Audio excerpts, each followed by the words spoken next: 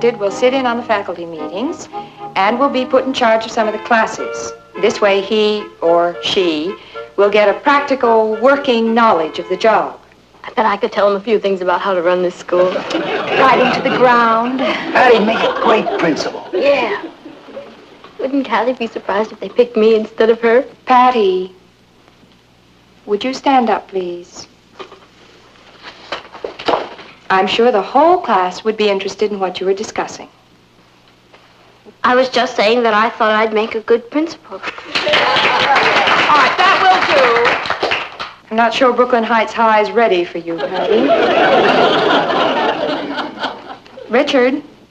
Richard? Yes, Mrs. Listen? What are you reading? It's a magic book. If you'd like to try some real magic, let's see you get a passing mark in this course. Mrs. Lesson? Yes, Maggie. Mr. Brewster would like to see Patty Lane. Pick me! Patty, you may go to Mr. Brewster's office. Congratulations! Wait till Kathy hears they pick me instead of her. The first thing I'm going to do is shorten the hours. Quiet! Hi, Holmes. Mr. Brewster wanted to see me. Yes, he's expecting you, Patty. Go right in. Thank you. Hello, Mr. Brewster. Hello, Patty. I suppose you know why I've sent for you. I have an idea. As a matter of fact, I've kind of been expecting it. I might as well tell you the name of our student principal for the week. Yes? Your cousin Kathy.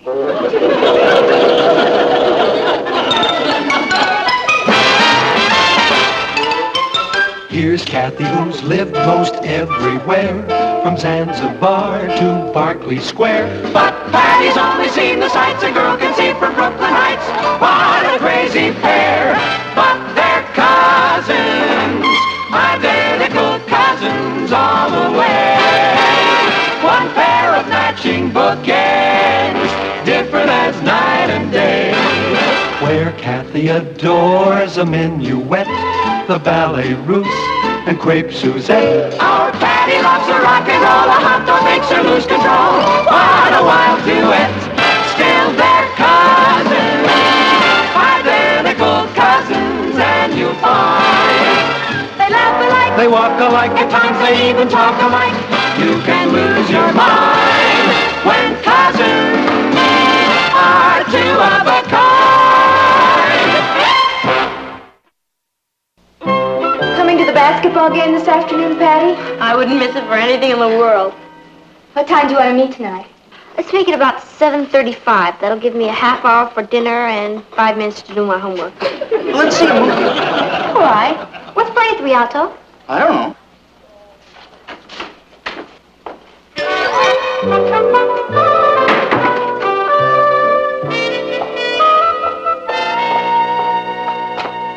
Mr. Brewster's asked me to take over this class for Miss Riley today. Would you please open your books to page 130? Can I ask a question? Certainly, Patty. What's playing at the Rialto? I don't know. Would you open your book, please? Our homework for last night was on the purification of water. Water that is fit to drink is called what? Lemonade.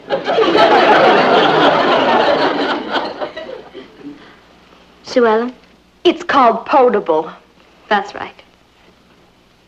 Patty, what happens if you drink melted snow? You get cold tonsils. Maggie? Pure snow has no iodides. You'd get a goiter. Hey, then you can hold up your stocking.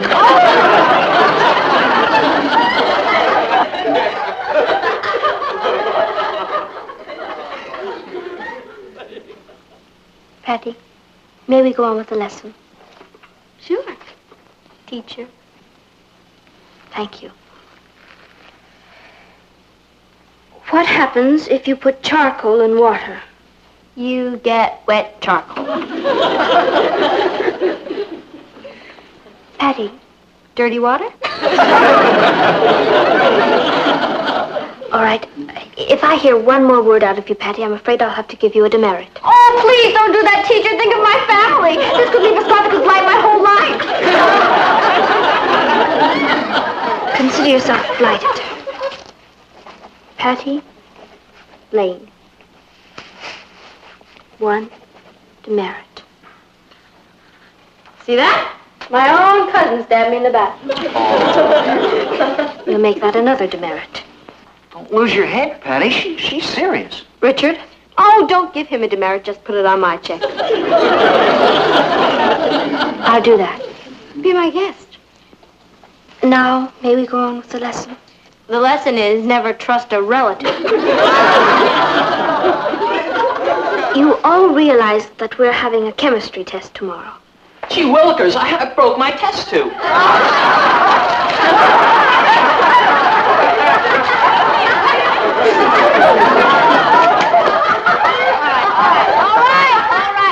right. Let's hold it down. Kathy's just trying to do her job. Let's try and help. Thank you, Patty.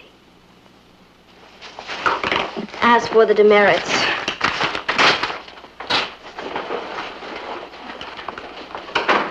Kathy, how is your class getting along? just fine, Mr. Brewster. Is that a demerit list? No, not really. Patty Lane, 1 demerit. 1 demerit. 1 demerit. Mr. Brewster, Patty didn't really do anything. You see, I do see.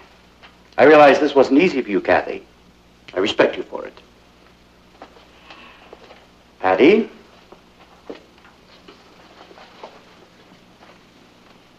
I want to see you in my office after school. You can plan on spending the rest of the afternoon there. oh, but there's a big basketball game this afternoon. You can read about it in the Bugle. Keep up the good work, Kathy.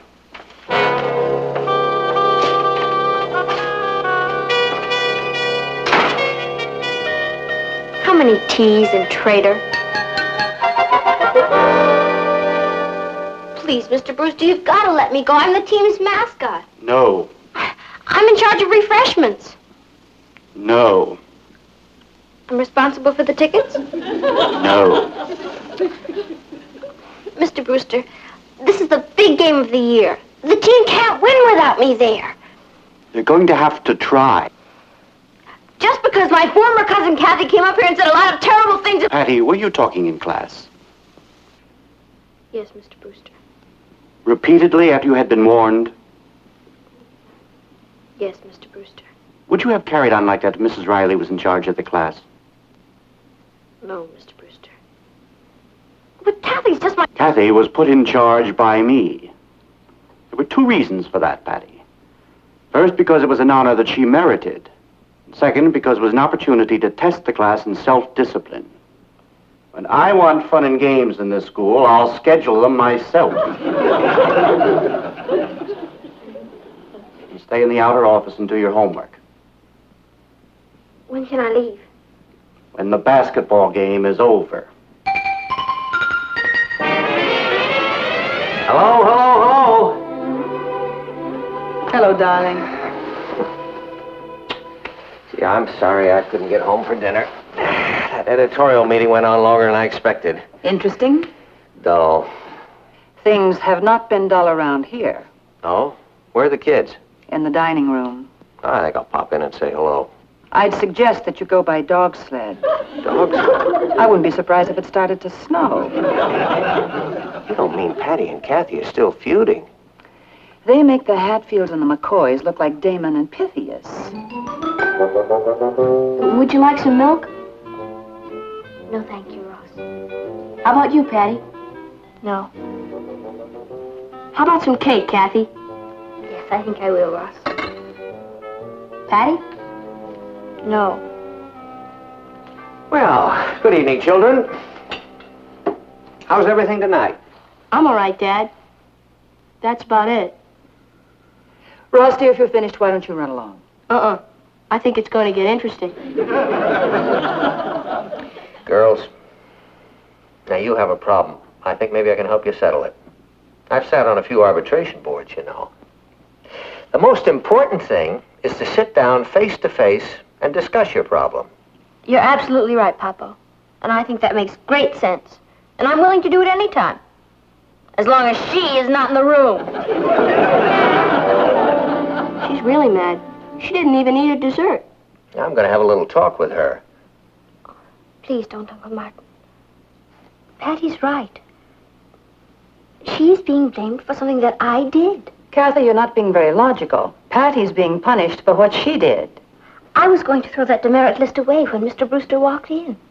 You're all hard. Boss. Please don't ask me to stay. I've got homework to do.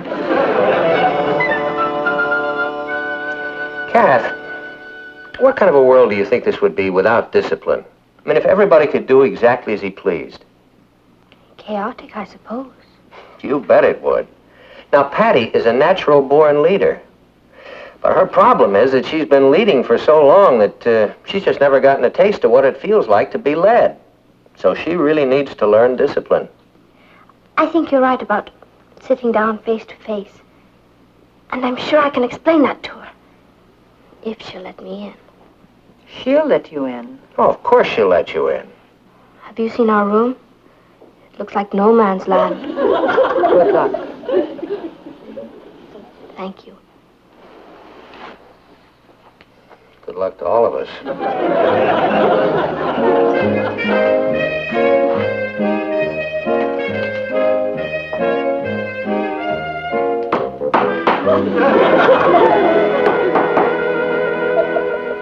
Expecting World War III? It's already started. You stick to your side of the room, and I'll stick to mine. That's going to be difficult. Yeah? Why is that? Because I'm on your side. Ha! Patty, I'm sorry about what happened. But it wasn't all my fault. Oh, listen, why don't you put it in writing and slip it under the door? Oh, boy. Where are you going to set up the machine guns? What do you want? Richard's downstairs. Shall I send him up? Tell him I'll be right down. I'll give him the word, General.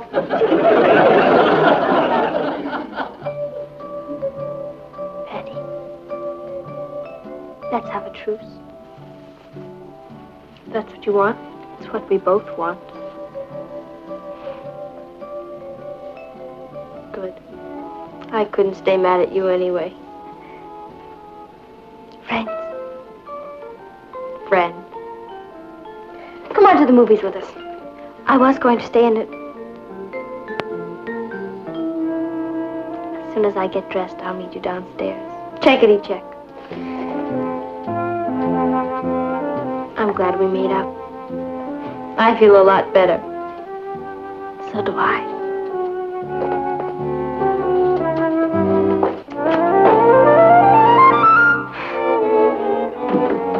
Hi, Kathy will be down in a minute. You mean you and Kathy are talking again? Sure. Who can stay mad at Kathy? I thought it was the end of a beautiful friendship. Never. I really love that kid. Well, I'm glad to see the Cold War's over. Hey, Maggie, that's a cute sweater. Oh, thanks. So's yours. You want to trade? Sure. Okay. What gets into them? Don't ask me. I'll never understand women if I live to be 30.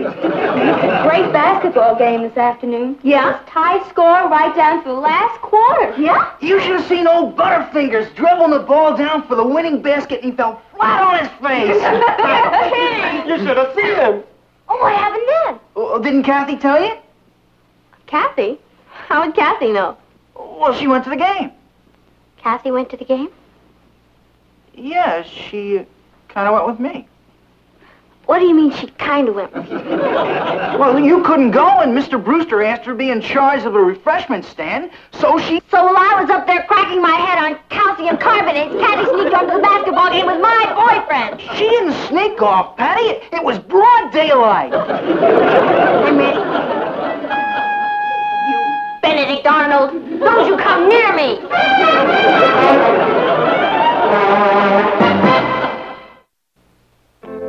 Patty? Are you asleep?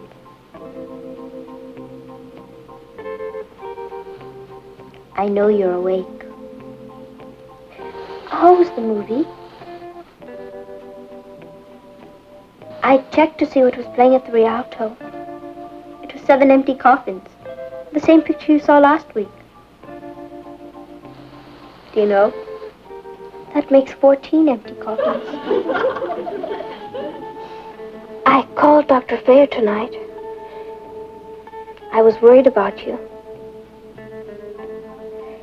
He said that if you didn't use your voice, your mouth could freeze shut. They'd have to feed you through a straw. I told him how you were behaving. He said not to worry about it. He said a lot of 7-year-old children act this way.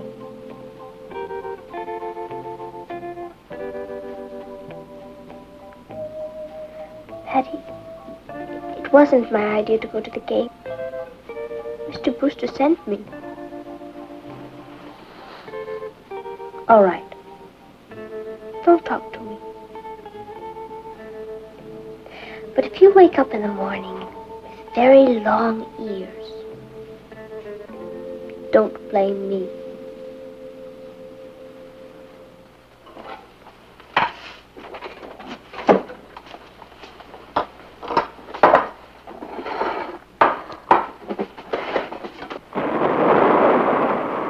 Did you hear that?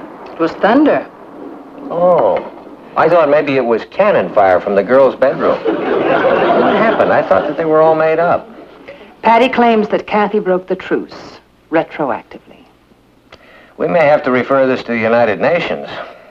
Mustard on your sandwich? Yeah, thanks. Oh, we're pretty lucky at that, I guess. But they usually get along very well together. Patty never reacted so strongly before to being disciplined. I think there's more than that involved. Oh? Patty never said so, but I have a feeling she was expecting Mr. Brewster to appoint her. Oh, now we're beginning to get somewhere. So Patty's ego was injured twice. Once when she lost out to Kathy, and once when she was punished. Well, now I know we're going to have to refer this to the UN. Isn't there something we can do, Martin? It's killing both of them to fight with each other, but Patty's too stubborn to admit it. She gets that from your side of the family. She has a lot of pride. She gets that from my side of the family. Martin, why is it that everything good Patty does comes from your side of the family, and everything bad she does comes from my side? Couldn't you sleep, Kathy? I'm afraid not. Patty's up there threatening me in her sleep. I told you it wasn't thunder. Would you like a sandwich? No, thank you. It's just a glass of milk. I'll get it. Kath, how long does this appointment of yours last, anyway? Too long. Until the end of this week. By Friday, I won't have a friend left in the world. I wish he'd never picked me. Yeah, if he just picked Patty. Kath, do you have the right to appoint anybody in the class to help you? I don't know, Uncle Martin. I suppose I could if I needed help. Kathy, you need help.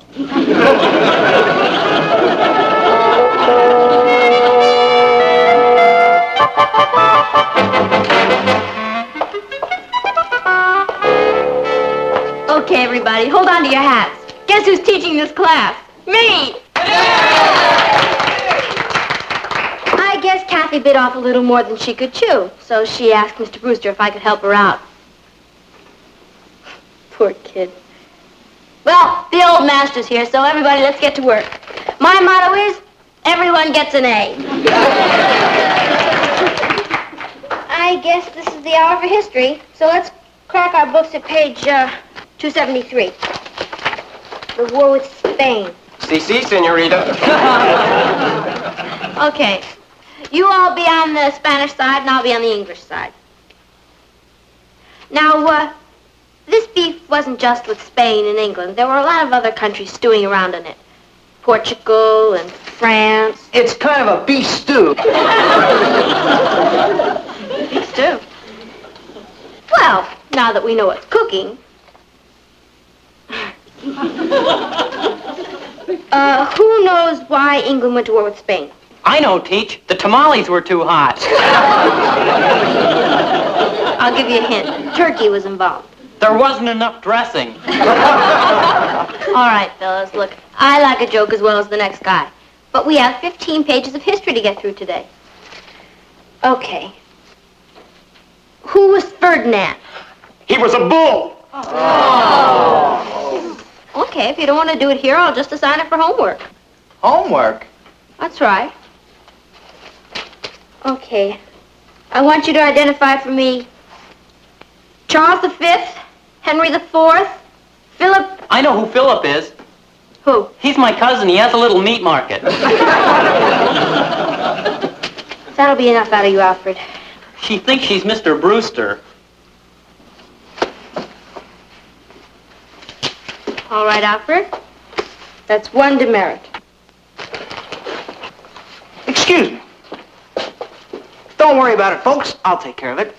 You've heard of the great Houdini? Well, I'm Horrible Harrison and his magical bag of tricks. A little wave of the handkerchief.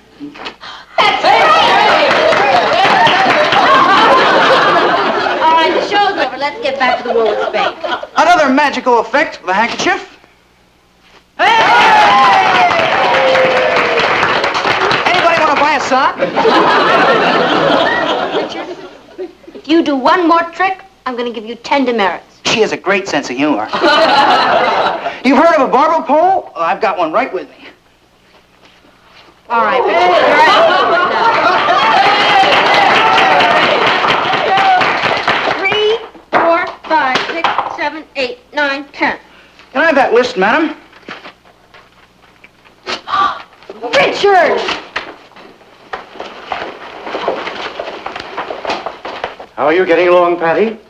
Oh, just fine, Mr. Brewster. We were just discussing the war with Spain. What's that, a demerit list? Oh, no, sir. Not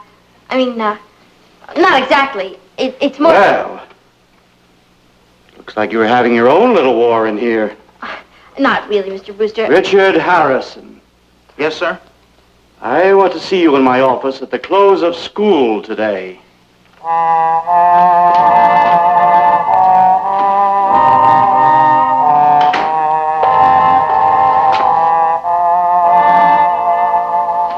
As one of our great presidents once said, if you can't stand the heat, stay out of the kitchen.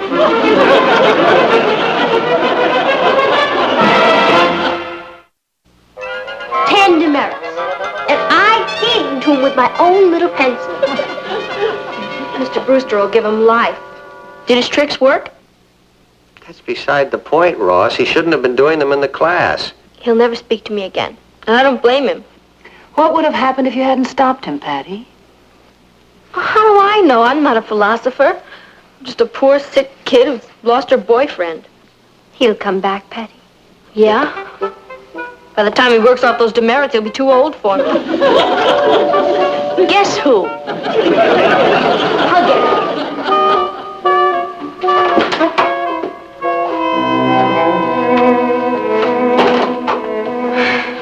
Go ahead. Hit me. I didn't come over to hit you. I came over to tell you that I can't take you to a movie tonight. I don't blame you for being angry with me, Richard. You have every right to be. I tried to get Mr. Brewster to take back the demerits, but... I'm not mad at you, Patty. As a matter of fact, I'm pretty proud of you. Proud of me? You bet. You had a job to do, and you did it. You see, Patty? I can't take you to the movies because I've got about 6 hours of homework to do. Oh, Richard. I'm sorry. I'll tell you what. I'll come and sit with you while you do it. It's the least I can do. Come on. Good night, group. Patty, tomorrow's the last day. Would you like to take over some classes? Certainly. As one of our great presidents once said, if you can't stand the heat, stay out of the kitchen. Bye.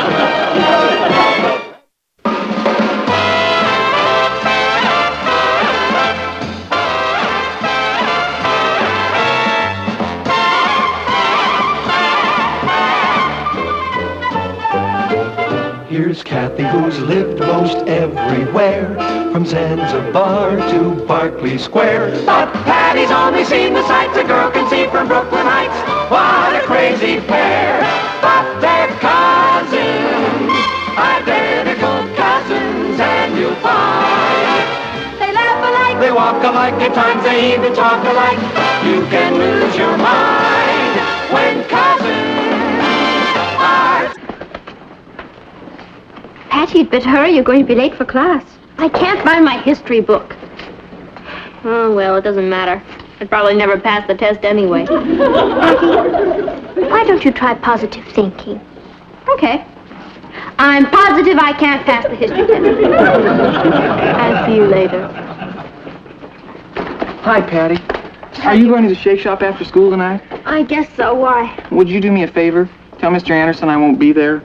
Sure. You mean you'd be late? No, I'm quitting. You're quitting your job at the shake shop? Oh, I can't help it. My grandmother's sick, and I have to go back to Detroit with my folks this afternoon. Oh. Well, who's going to take your place? Oh, he'll find someone. The kids are all standing in line for that job. George, how much does he pay you? $15 a week to work after school and on Saturdays. And all the ice cream I can eat. All the ice cream you can eat? You'll take care of it for me, won't you? George, consider it taken care of.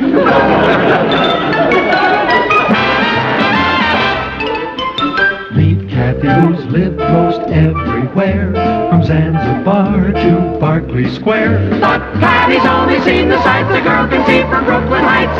What a crazy pair! But they're cousins, identical cousins all the way. One pair of matching bouquets, different as night and day.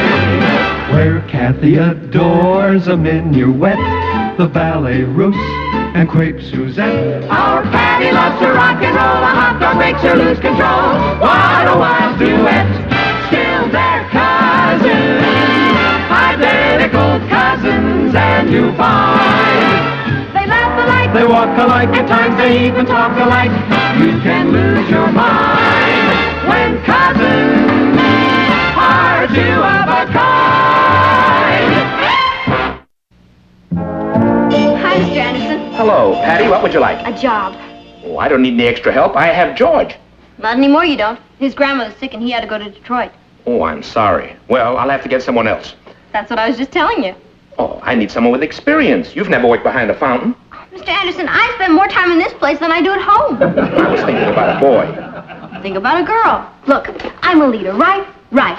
I'll lead my flock right in here. This place will be so jammed they won't be able to get in the doors. Why, look, it's Donald Donut. I'm terribly sorry, Mr. Donut. There's a 3-hour wait. Oh, and Clara Cupcake. Oh, you want Patty's table? I'm terribly sorry, Miss Cupcake. You'll have to stand in line like the rest of them. You've been here since noon? I am sorry. Yes, I know. She does make the best sodas and sundaes in town. Oh, I believe you're next, miss. Oh, no, it won't always be like this. We're moving to larger quarters next month. What do you say, Mr. Anderson? Please? It gets pretty busy in here, Patty. You'll have to take care of the fountain, wait on tables, check the receipts. Will you give me a chance? Well, all right. We'll try you out. $15 a week. And? And all the ice cream you can eat. Mr. Anderson, I'll kill myself for you. Oh, I don't think that would be necessary. What do you want me to do first? You'd better check your ice cream.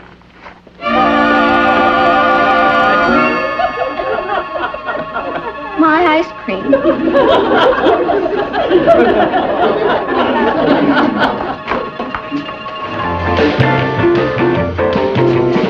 Patty, can we have some service, please? Sure, in a second.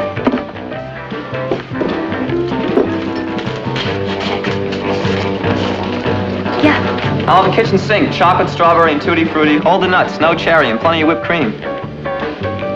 One kitchen sink, chocolate, strawberry, tutti frutti, hold the nuts, no cherry, and plenty of whipped cream. I'll have a flaming desire with a peach instead of a banana, rocky road and orange ice, and hold the syrup. One flaming desire, peach instead of banana, rocky road and orange ice, and hold the syrup.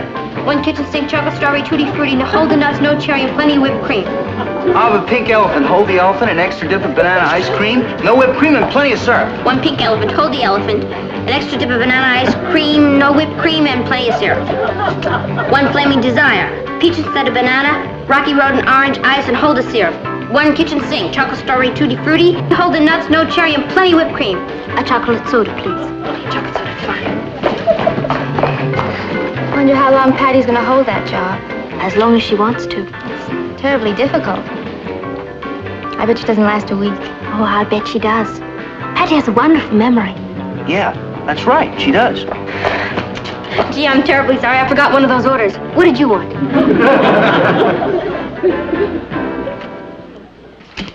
40, 41, 42, 43, 44, 45, 45, 50. 50, 50. $5 short. 10, 20, 30, 40, 1, 2, 3, 4, 5.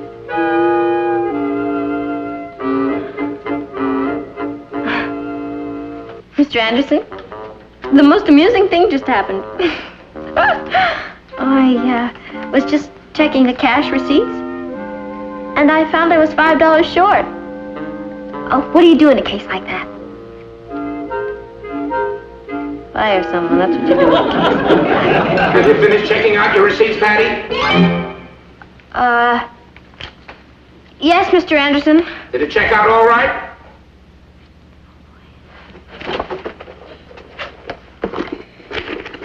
Yes, sir.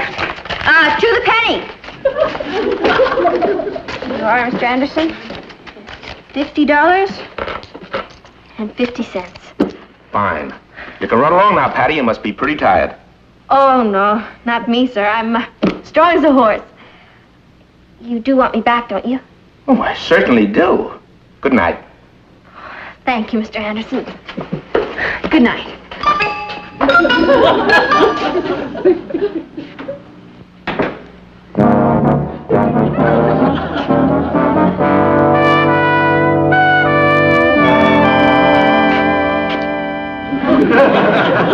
Hello, Patty. Hi, Papa. What happened to you? I got a job. You didn't. Mm-hmm. I told you you'd be shocked. I'm working every day after school and all day Saturday. I think that's wonderful. Where are you working? At the shake shop. How'd all this come about? I heard about a vacancy. I applied for it. I got it. Bene, vide, vici. I came. I saw. I conquered.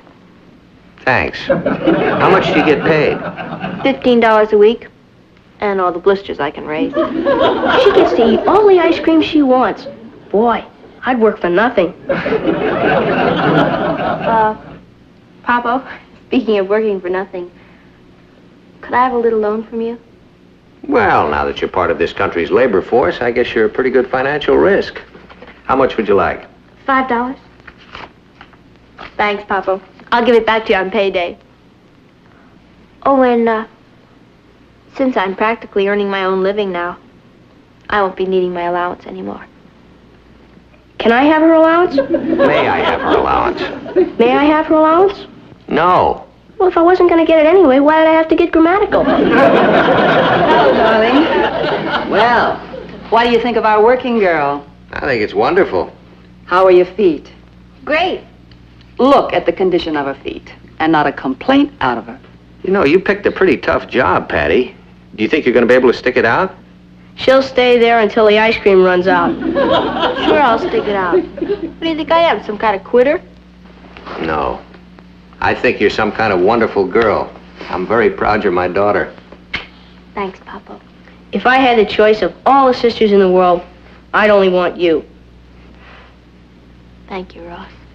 Now can I come in tomorrow and have a free soda? N-O.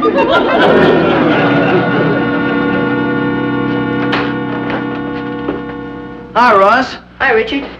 Is the queen of the ice cream parlor home? She's home. You know, she refused to give me a free soda. My own sister. Oh, you can afford to buy one. It isn't the same thing. There's something about a free soda.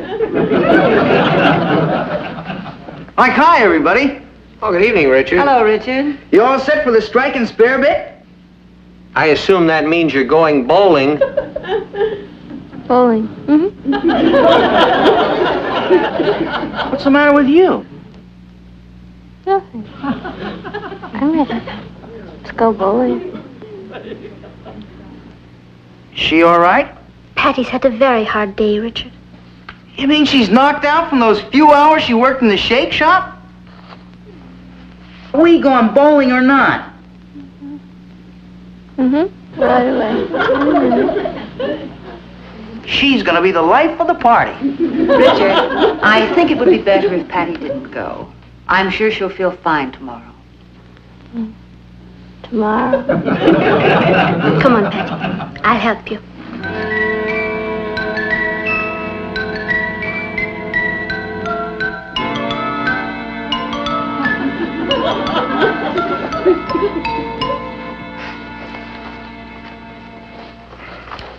You understand, Richard?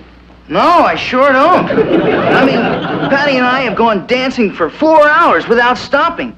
And she was as fresh as a daisy. Well, that comes under the heading of pleasure. You see, what Patty did today was work. Yeah, I think it was quite a psychological shock to her nervous system. Boy, I sure was proud of Patty today. You should have seen her. She was racing around taking orders and delivering milk and working behind the fountain. We all went to the rally without her. She stayed on and worked. Boy, she's quite a girl. Oh, we've decided to keep her. Not much longer. What does that mean? Well, just that sometime in the future, I hope that, Hi.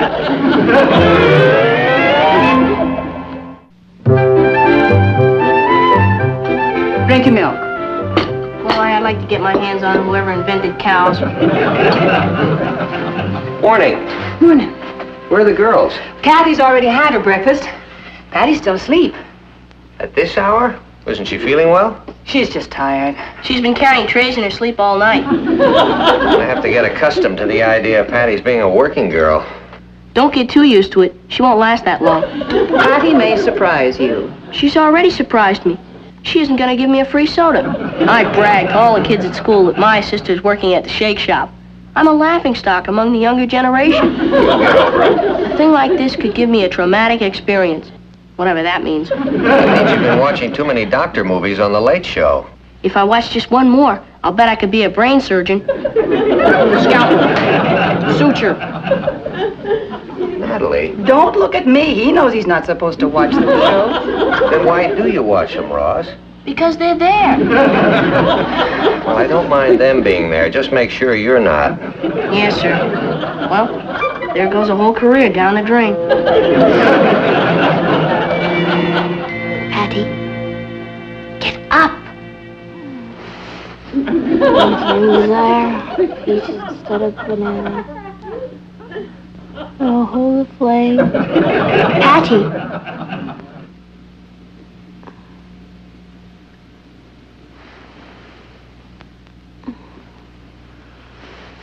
What time is it? Let me put it this way. If you walk in the classroom door in about 10 minutes, you'll be just in time for your chemistry class. 10 minutes? Why didn't you wake me up? We've been trying to since 7 o'clock. Oh. Are you sure this job is a good idea? Certainly. Where else can you get paid to go through a physical fitness program?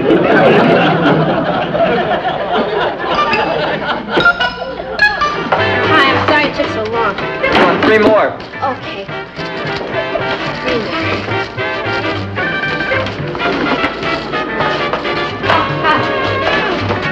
Oh, forgot your soda.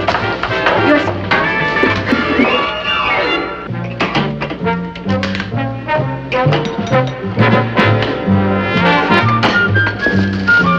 Patty, you were waiting. Not now, Richard. I'm very busy.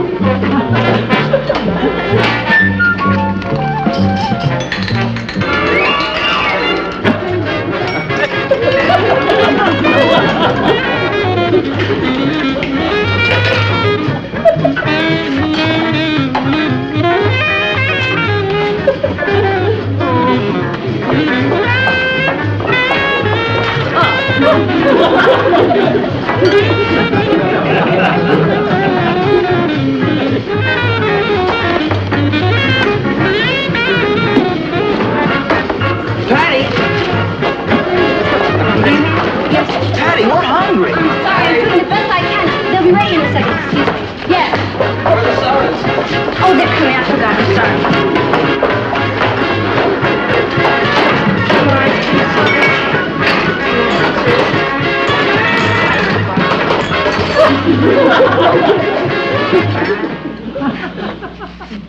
$5, 36, 37 and a quarter.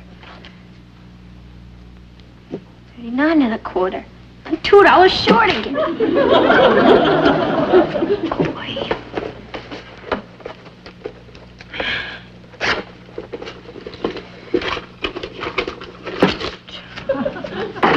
Well, I'm improving.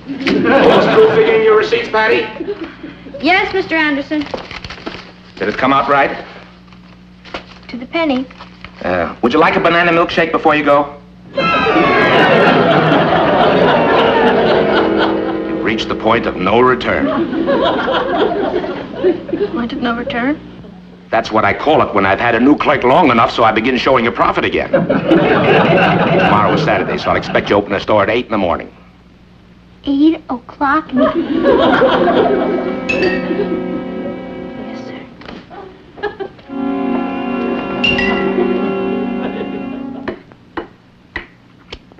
It's good. Don't ruin your appetite. No, I won't. Gee, I wish Patty would get home. I can't wait to spring my little surprise on her. She'll be so thrilled. So you don't suppose she's seen the papers yet, do you? I'm sure she hasn't. Her job keeps her pretty busy. She really loves it, doesn't she? I'll bet she wishes she'd taken the job a long time ago. Martin. It's the last one. I can't help myself.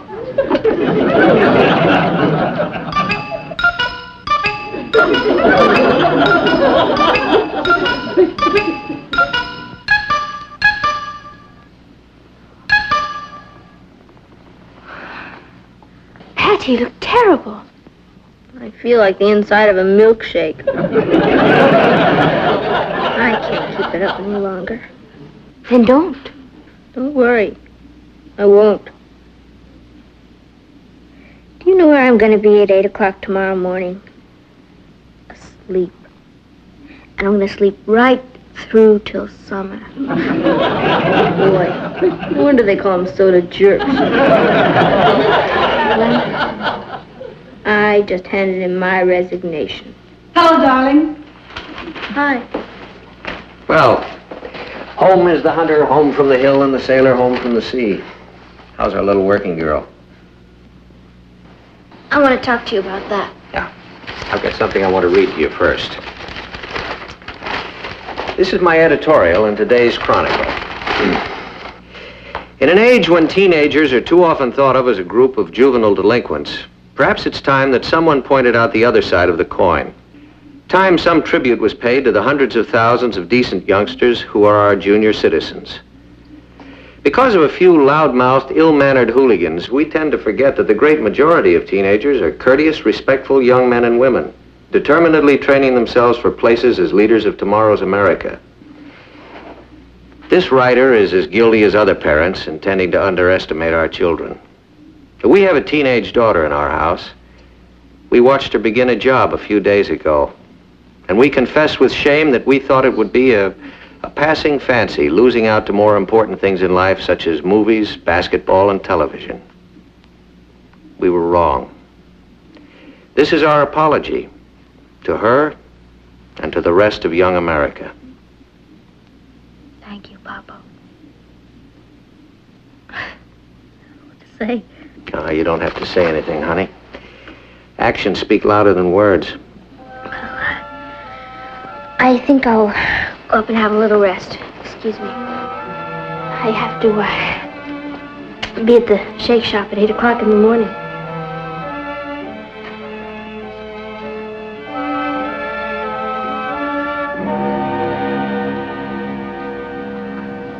Patty, you can't go on like this.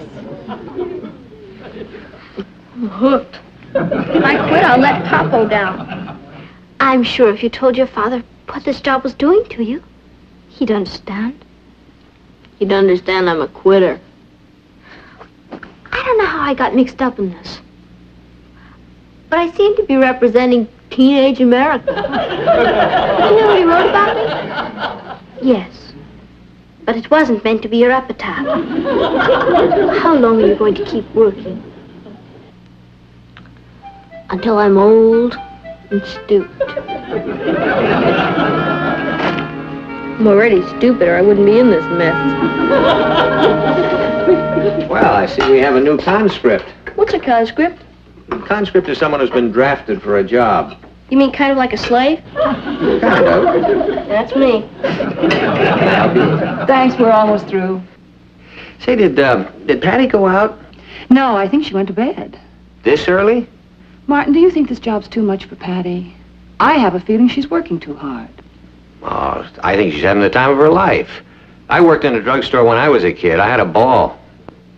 You weren't cheerleader, editor of the school paper, captain of the girls' hockey team, and mascot of the basketball team. I wasn't captain of the girls' hockey team. I think Patty's doing too much. Well, maybe she should give up some of her other activities. I think it would kill her if she had to give up her job at the shake shop. This will kill me. Do you know how much a tray full of flaming desires weighs? 10,000 pounds. Patty, would you like me to substitute for you tomorrow? Kathy, that's the greatest thing I've ever heard. No, I couldn't do that. Why not? Because it would make a phony out of Papo's editorial. I appreciate it, Kath. But I got myself into this one, and I'll have to get myself out of it.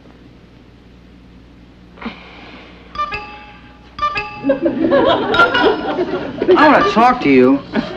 Hi, Richard. I thought we were supposed to have a date last night. I've given all that up. Given all what up? Dating, cheerleading, school paper, and you. You're kidding. No, I decided to become a drudge. For how long? Until I'm too old to work for Mr. Anderson anymore and he throws me out. You'll have to find someone younger to go with, Richard. Well, why don't you just quit? I can't. Become an institution. Mom and Pop came into the shake shop yesterday. They just sat there, watching me. You've seen the looks on their faces. No, I'm afraid it's goodbye, Richard. Patty, why don't we... No, Richard, there's no point in discussing it. There's nothing that could... Richard, will you take me dancing tonight? Dancing? Well, you just said that... I've changed my mind. Look who's back. I'm back.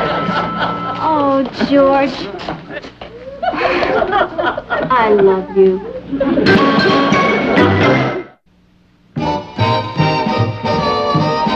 Say, isn't it about time that Patty got home? Yes, they got an early start. They were going to 2 movies, a newsreel theater, and the bowling alley. Of course, you know, I'm glad that George's grandmother is feeling better, but it's too bad Patty had to give up her job, isn't it? Was she very disappointed about it, Kath? Oh, I'm sure she was, Uncle Martin. But she'll get over it. I won't. There goes my last chance for free ice cream soda. Oh, not necessarily. Hi, group. Hi. Guess who just bowled 240? I did. Spoil sport. Well, Patty, I was just about to spring my big surprise. You wrote another editorial. No, it's even better than that. On my way home tonight, I stopped off at the shake shop. You did? Yep. I had a little talk with George. With George? Mm-hmm. We need a copy boy on the paper, and George is taking the job. Mr. Anderson said that he'll expect you at the shake shop tomorrow at 3 o'clock.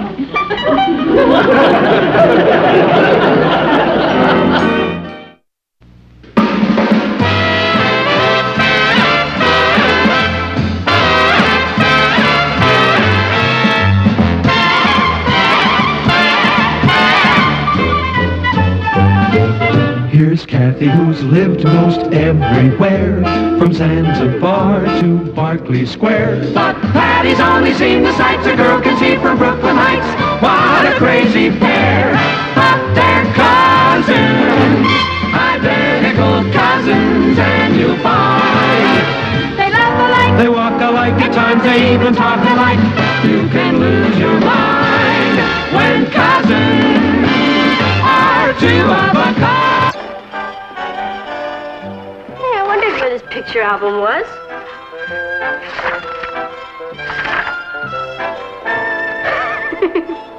What's so funny? You. This picture was taken a few days after you came here. I didn't look like that. Oh, yes, you did. I look so foreign. I'll never forget how excited we were when we knew you were going to come to live with us. I was pretty excited too, Patty. Being brought up in Europe was fun. But Father was right. It was time I got to know about America. None of us even knew what you looked like. All I knew is that my glamorous cousin who'd lived all over the world was going to come to stay with us. Even Richard was pretty excited. He came over that morning before we went to the airport. He couldn't wait for you to get here. Has your cousin Kathy arrived yet? Her plane's due in an hour. We're leaving for the airport now. That's a big choice, isn't it? Coming all the way from Scotland to live with you. Well, I've made my mind up, Patty. You have? I've narrowed it down to you and Sue Ellen. And I've decided to give you my pin. Oh, Richard. You can see that everything was under control in that department. But in the next room, Papa was having his daily war with J.R. J.R. may be the publisher of the New York Chronicle, but I'm still the managing editor. Fed up with his changing my editorials. What? I know he only changed one word, but the word was don't. I don't know when I'm coming in. For 2 cents, I'd hop a jet for Tahiti and never come back. Things are improving. Last time it was Alaska we didn't go to. Oh, it's J.R. again. He's driving me out of my mind. If I've told him once, I've told him It'll be late, Dad. Let's hurry. If we're not at the airport to meet Kathy, she might turn around and go back to Europe. Yeah, we better get going. I wonder what Kathy will be like. I'm nervous. Isn't that silly? Oh, of course it's silly. She'll be wonderful. After all, she's my side of the family. As it turned out, the traffic was terrible, and we missed the plane. When we got to the airport, you'd gone. Naturally, we were worried. But none of us had any idea that in less than an hour, our innocent little visitor was going to destroy the whole Lane family, single-handed. Meet Kathy, who's lived most everywhere, from Zanzibar to Berkeley Square. But Patty's only seen the sights a girl can see from Brooklyn Heights. What a crazy pair! But they're cousins, identical cousins all the way. One pair of matching bookends, different as night and day. Where Kathy adores a minuet, the ballet russe, and crepe Suzette. Our Patty loves to rock and roll, a hot dog makes her lose control. What a wild duet, still they're cousins, identical cousins, and you find they laugh alike, they walk alike, at times they even talk alike. You can lose your mind when cousins are two of a kind.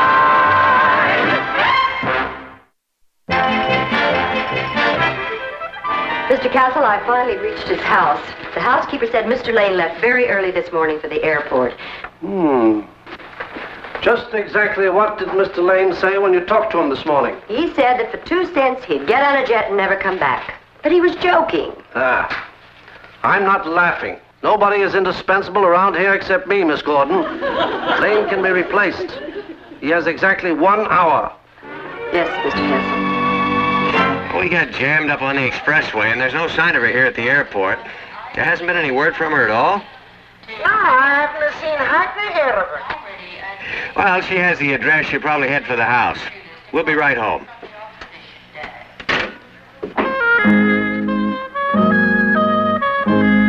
Isn't that Mr. Lane's daughter? It sure is. Mr. Castle's office. Oh, am I glad to see you. Where's your father? My father's in Glasgow. He's done it. Excuse me, but I'm looking for Mr. Martin Lane. Quit? Martin Lane wouldn't quit this paper. He's indispensable and he knows it. Who said he quit? His daughter. She's here. He's in Scotland. Don't be ridiculous, Miss Gordon. What would he be doing in Scotland? Probably sitting on the bonny banks of Loch Lomond fishing. Very well. If that's the way he wants it, that's the way he's going to get it. Clean out his desk and send for Albert Marcus. I'll have a word with that young lady. Yo, janitor. You, janitor.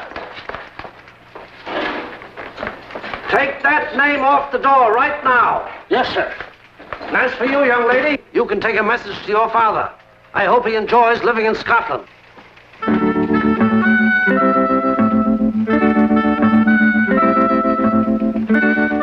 Isn't Mr. Lane employed here anymore? No. Perhaps that's why he couldn't meet me at the airport. I'll try him at home.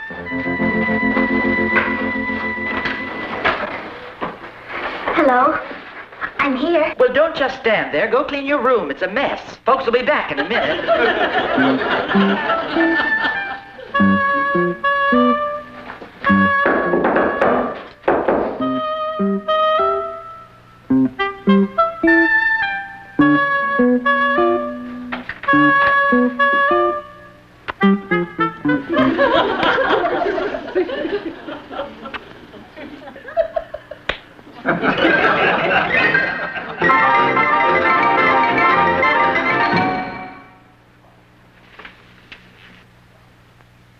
Look at the mess. I stepped on 3 Paul Anka records just trying to get to the window. Paul Anka?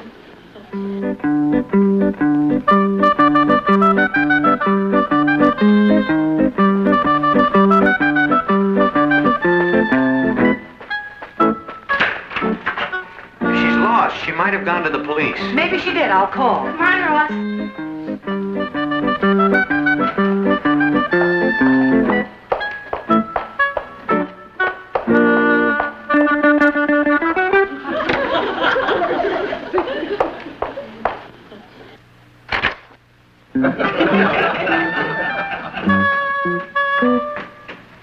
When you're through, I'll call the office. I'll bet they're falling apart down there. JR probably thinks I'm halfway to Tahiti by now. She's here. It's her. It's you. Hi, Richard. Come on in. No, thank you. I just came to give you a message from Sue Ellen. She says to tell you she is crazy about my pin. Sue Ellen. I thought he was going to pin you, dear. He'll come back when he gets hungry.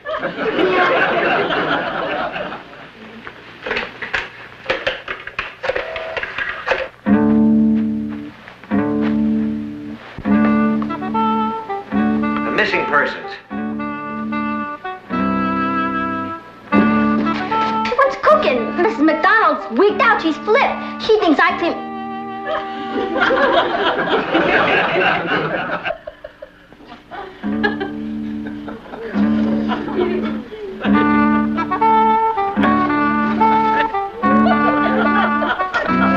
Holy moly! It's me!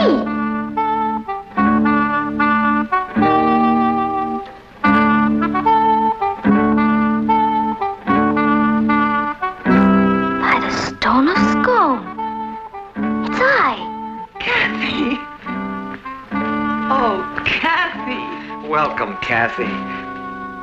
Oh, you look so much like Father. Martin, look at her. It's amazing. Why, they look exactly alike. Gee, I don't know if I can stand 2 of them. We've been so worried about you. Couldn't figure out what happened to you. Oh, I've had quite a time of it. First, I couldn't find you at the airport. And then when I arrived here, a strange boy popped his head in and kissed me. Is he yours? Well, he was. He's Sue Ellen's now. I'm so sorry. Kathy, we're so glad to have you here. Come and sit down there. You must be tired. Are you hungry? We'll make you something to eat. No, thank you, Uncle Martin. Tomorrow, I think I'll take you downtown to the office and show you around. Oh, I'd like that. What work are you in? Well, I'm managing editor of the New York Daily Chronicle. I mean, what work are you in now? I'm the managing editor of the New York Daily Chronicle. I was up there. They were scraping your name off the door. Don't be ridiculous. They wouldn't.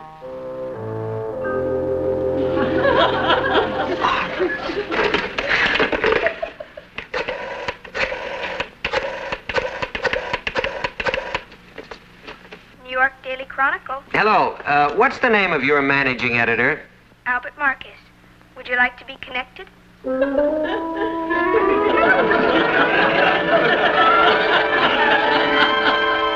Albert Marcus. He couldn't wait to get rid of me.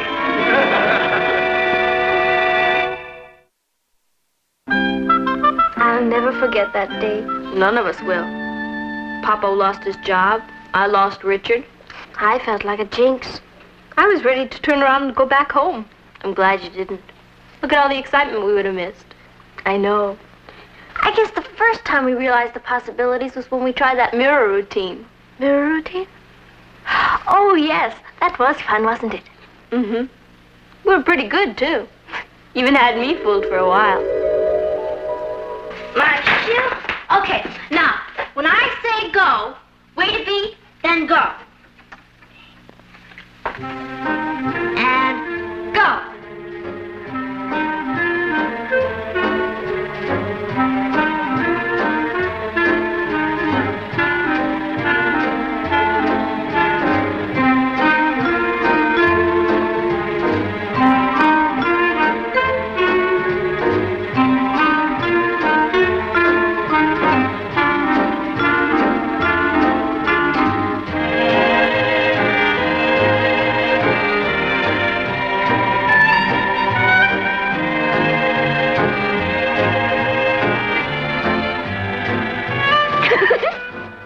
Sorry. Let's do it again, all right?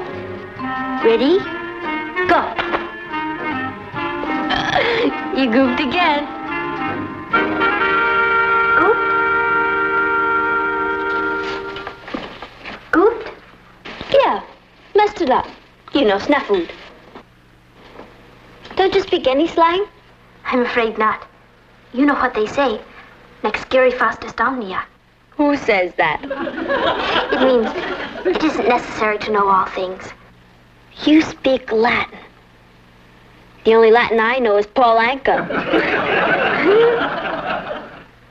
What else do you do? Do you like to dance? I like music. Father and I went to the opera quite often. As a matter of fact, the night before I left Edinburgh, we went to see Johnny Skiki. Johnny who? Johnny Skiki. You know. O mio bambino caro, mi piace bello. Hold it. You lost me way back on Bambino. I'll bring them today. Give me a week and I'll have you rocking the mashed potato. How is that translated? You don't know what it means to rock the mashed potato? God, it's like running into somebody from another planet. I feel as though I am from another planet. Everything is so different here, Patty. And so big and fast. It's a bit frightening. Do you have any idea what a weapon we have in our hands? What do you mean? Separately, we're two girls who have a few talents. Just like anyone else. You're a brain, I like sports. You like opera, I like to dance. But together, we're really on the beam. On the beam? With it. We can be in two different places at the same time. Do you think we could really fool people, Patty? Let's find out. How? Any objections? Not in the least. I think I will descend below and inquire how Aunt Natalie and dear Uncle Martin are getting along.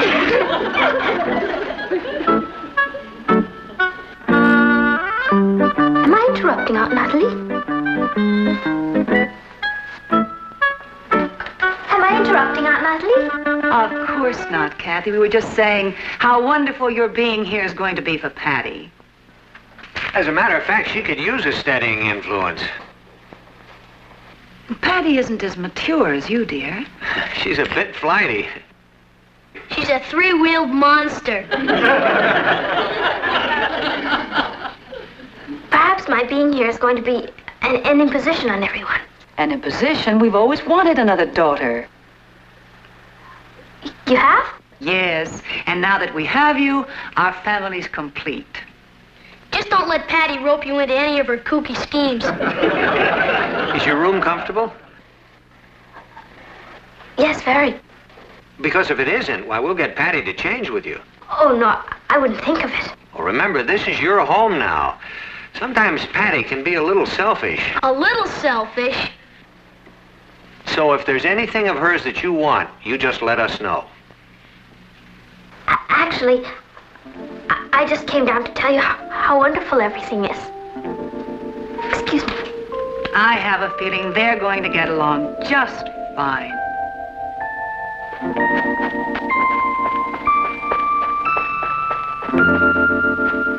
What happened? Did it work? It worked. Now, if you'll kindly keep your mature self out of my selfish way, I'd like to be alone.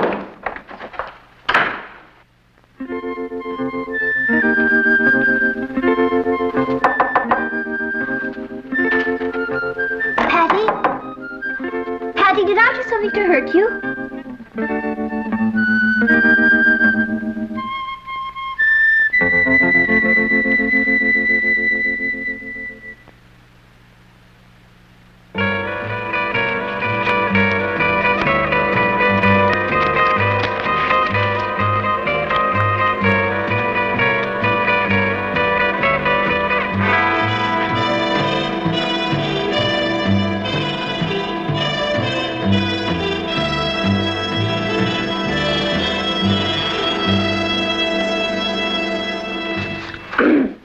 Hi, folks, what's cooking? Hi, folks, what's cooking? Must you use that slang, darling? I wish you'd try to talk a little bit more like Kathy. How are you two getting along? Swell. She was just down here. Oh, yeah, we had a nice talk. I think it made an impression.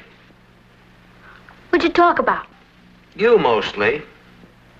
We want to do everything to make her feel at home here, Patty. We told her she's as much our daughter as you, that she can have anything she wants in this house. Including your room. You didn't. Yes, we did. We want you to be very unselfish. Your clothes should fit her nicely. Yeah. Ross, can I talk to you a second? Sure. Ross, can you stand a shock? Sure, Kathy. You knew. Certainly. Boy, you should have heard me needle Patty. Fella doesn't get a chance like that too often. Ross, she hates me. I have to prove to her that I'm on her side. I'd like to help you, but that's one place I've never been. Don't know what to do. Yes, I do. Will you get Richard for me? Sure. Oh, Ross, I think I'm on the beam.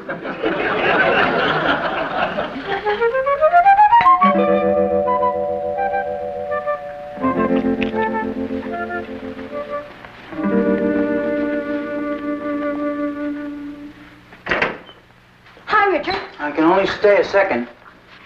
Before you split, there's something I want to say to you. Sue Ellen's very jealous. What is it? This. I'll get my pin back from Sue Ellen. Why did you clobber me? I'll show you. Yell, Patty. What? Yell, Patty. Patty? Louder. Patty!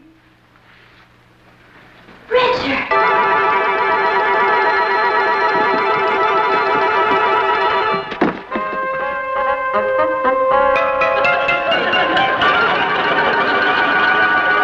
Holy cow, I've got to hear him. What are you doing here? Well, you called me. Well, she called me. Who called me?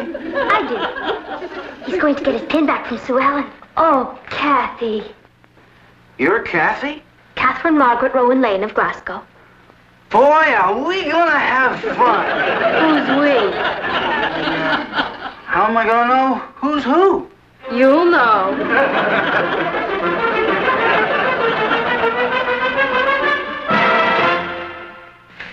Do you realize this is the first leisurely breakfast I've had in 15 years? If I were still a slave to that paper, I'd probably be giving myself ulcers over the morning edition. Boy, it's really great not to have to go down to the office. Oh, it is. You know what I'm going to do? I think I'll... Well, maybe I'll... Have another leisurely breakfast. Aren't you late for school? I'm going. What are you girls going to do today? We're going to dress in identical clothes, fix our hair alike, and go around the neighborhood and put everyone in shock. I think, maybe I'll just wander out and have a look at the morning paper. I have a feeling this is going to be the shortest retirement on record.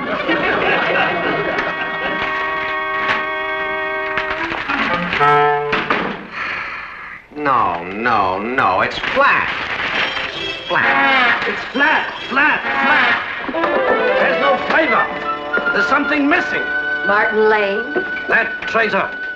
He's the best managing editor in the country. Who said so? You did. And what's he doing with his talent? Fishing his life away in Scotland. Cable our correspondent in Glasgow right away. Tell him I want Martin Lane tracked down right now. Yes, Mr. Castle.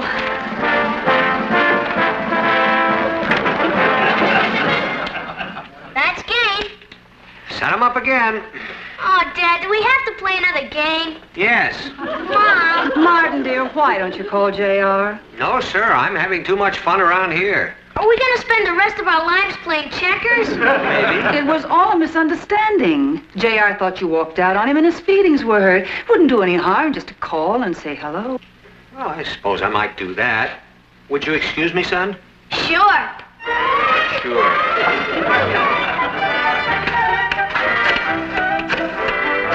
Hi, Mom. I'll bet you did put the neighborhood in shock, Patty. How do you know I'm Patty? Now, cut that out. We've had enough confusion around here. Don't worry, Dad. I can tell them apart. Can't I, Kathy? He has amazing perception for a child. Boy, when I grow 6 more inches, am I going to get you? J.R. Castle, please. Martin Lane. Just a minute, Mr. Lane.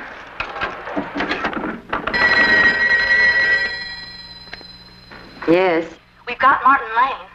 Hold him on the line.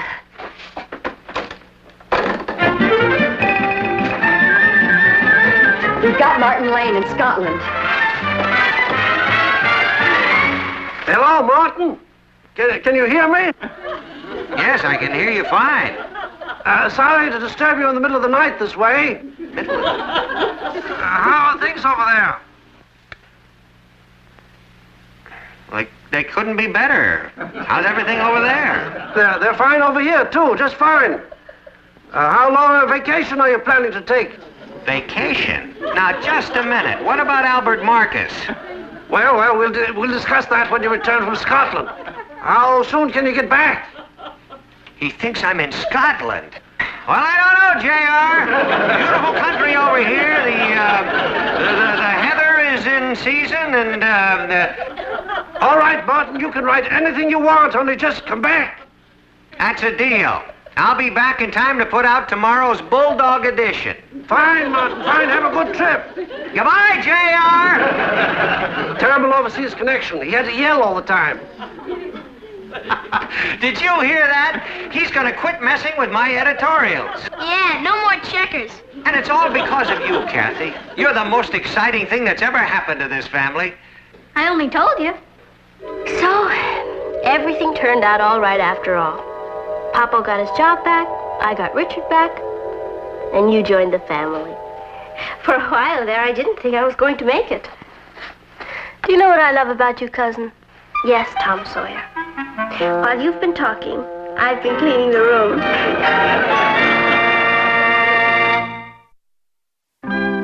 You staying in this evening, Patty? Yeah, Mom. I'm going to curl up with a good book. Mom, do you think Kathy's personality has changed since I took her over? What do you mean since you took her over? Well, since she's been living here. I think you've both probably changed a little. Remember how shy she used to be? She could never get a date. But I taught her. She's a lovely girl. Yeah. Do you know what she did for me all morning? Helped me with my homework. Do you know what she did for me all afternoon? Cleaned up our room. And do you know what she's doing for me all evening?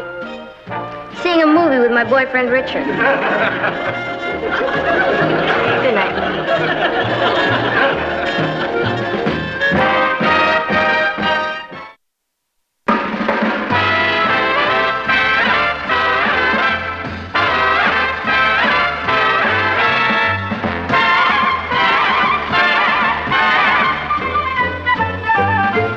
Here's Kathy, who's lived most everywhere, from Zanzibar to Berkeley Square. But Patty's only seen the sights a girl can see from Brooklyn Heights.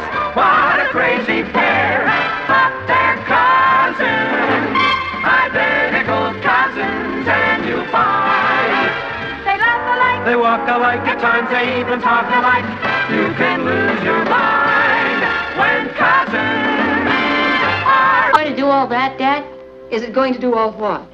It's going to circle this room twice, fly into the dining room, fly back in here, and land.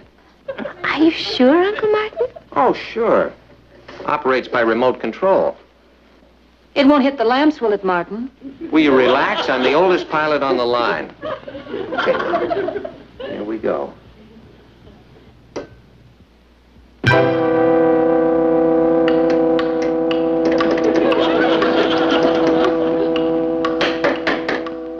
It's not flying.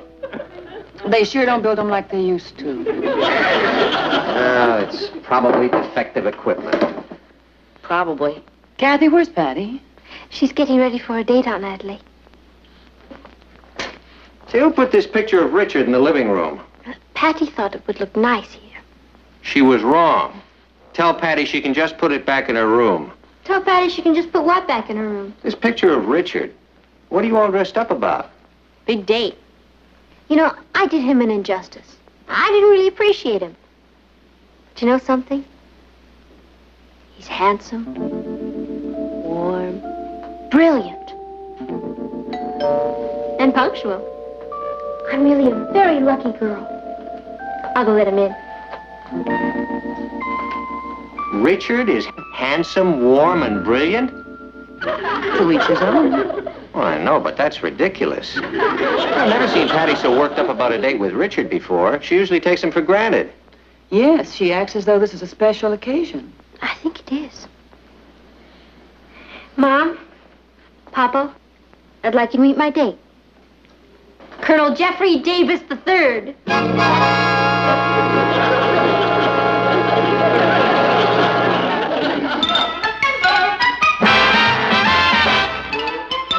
Meet Kathy, who's lived most everywhere, from Zanzibar to Berkeley Square. But Patty's only seen the sights a girl can see from Brooklyn Heights. What a crazy pair, but they're cousins, identical cousins all the way. One pair of matching bookends, different as night and day. Where Kathy adores a minuet, the ballet russe, and crepe Suzette. Our Patty loves to rock and roll, a hot dog makes her lose control. What a wild duet, still they're cousins, identical cousins, and you find They laugh alike. they walk alike, at times they even talk alike. You can lose your mind when cousins are two of a kind.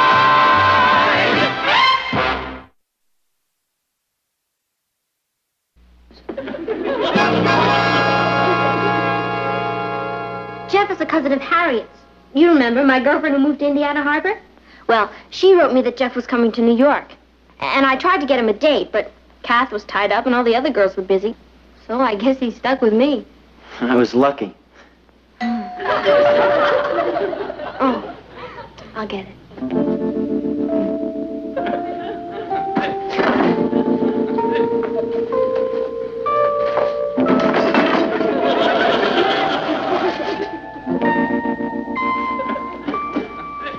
You're a newspaper editor, aren't you, Mr. Lane? Yes. And a great one, if you don't mind my saying so, sir.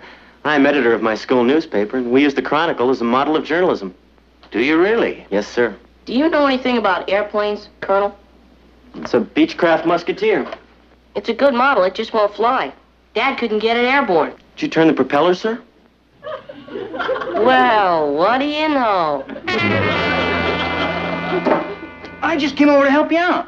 Help me out of what? Well, you said you were stuck with this cousin of a friend of yours from out of town. Yeah, well, you know how these things are. It's a drag. I know, that's why I came over. I thought if I went along, it'd make it a little easier. Yeah, that's very nice of you, Richard, but it's my drag, and I sure wouldn't want to impose on you. Well, listen, if a fella can't do a favor for his gal, who can he do one for? You're absolutely right. We'll talk about it tomorrow. Well, aren't you going to invite me in?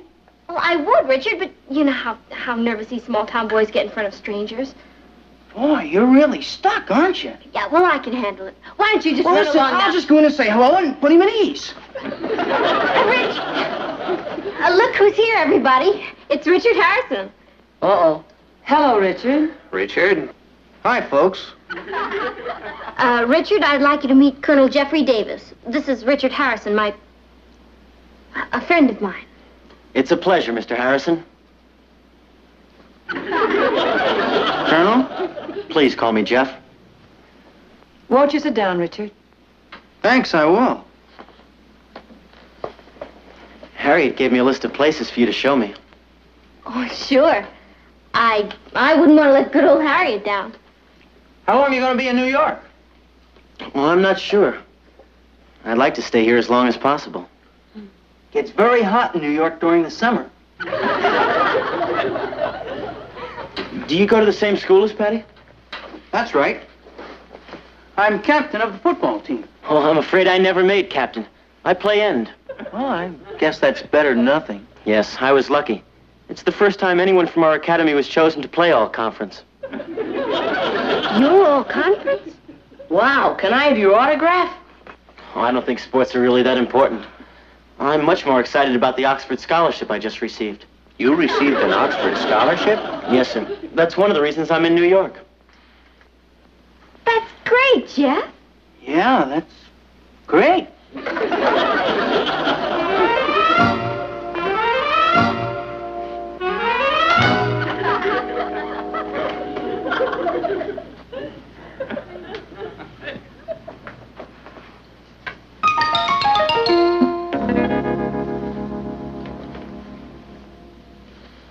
The Oxford committee insisted upon seeing me in person. Why, weren't they sure about you? I suppose not. You see, I'm the first student they ever had with an A-plus average. Yeah, that's remarkable.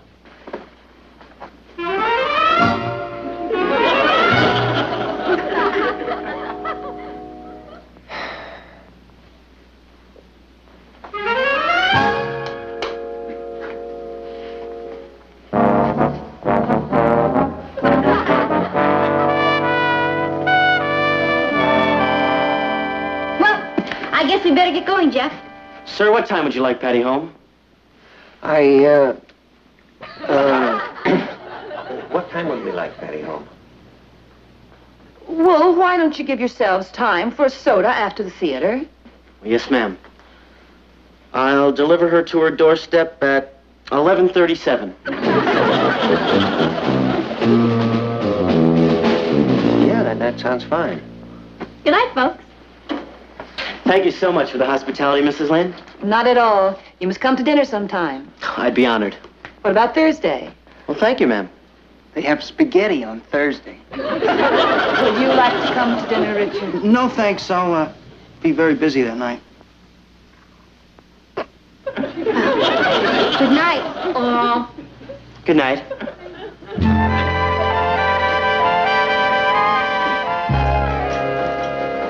Well, he's quite a boy. Take away the uniform and what have you got? Just an all-conference end who's won an Oxford scholarship. Good night, Ross. Me and my big mouth. Good night, everybody. Don't forget to brush your teeth. I brushed them yesterday. Ross? All right, but I'm gonna wear them out before I grow up. Richard, don't you think you should have gone with Patty and Jeff? Of course not. You don't know much about strategy, do you, Kathy? Strategy? Sure. I figure a little bit of Colonel Davis goes a long way. By 11:37, Patty's gonna be sick of the sight of him.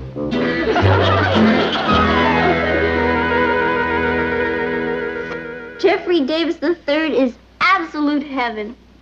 His family owns a 1,000-acre estate in West Virginia. We're all invited down for the month of August. They have horses there. One of them just won the Kentucky Derby. Jeff used to race in the steeplechase before he got interested in chess. He's the national junior champion. He's so brilliant I can't understand what he's saying half the time. Are you going to see him again? Let's see, what's tomorrow? Can't you take him off my hands for a few days? Jeff? Richard. Oh. Did you see see the way he shambled in here? Hi, folks. I'm captain of the football team. What are we having for dinner? Oh, boy, apples. They serve spaghetti on Thursday. You going bowling? Shakespeare. What's that? You know you adore Richard. Of course I do. Jeff's a whole new way of life. I wonder if it would help Richard to go to a military academy. I don't know. I have to make up my mind which one I'm going to the big dance with a week from Saturday. Have they both asked you? They will. Kath, would you mind going with the one that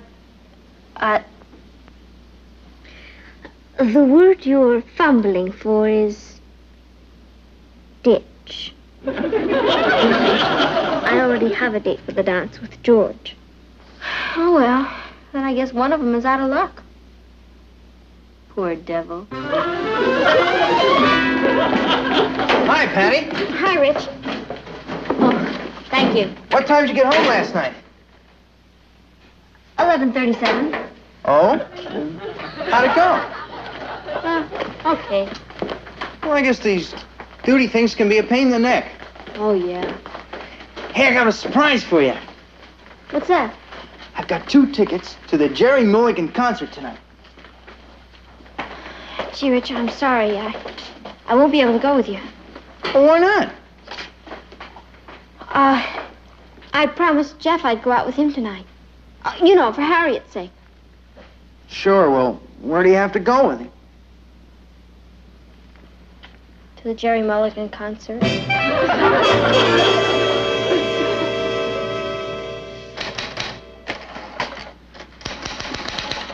Like Hyde. Oh, good evening, Richard. Patty's out. I know.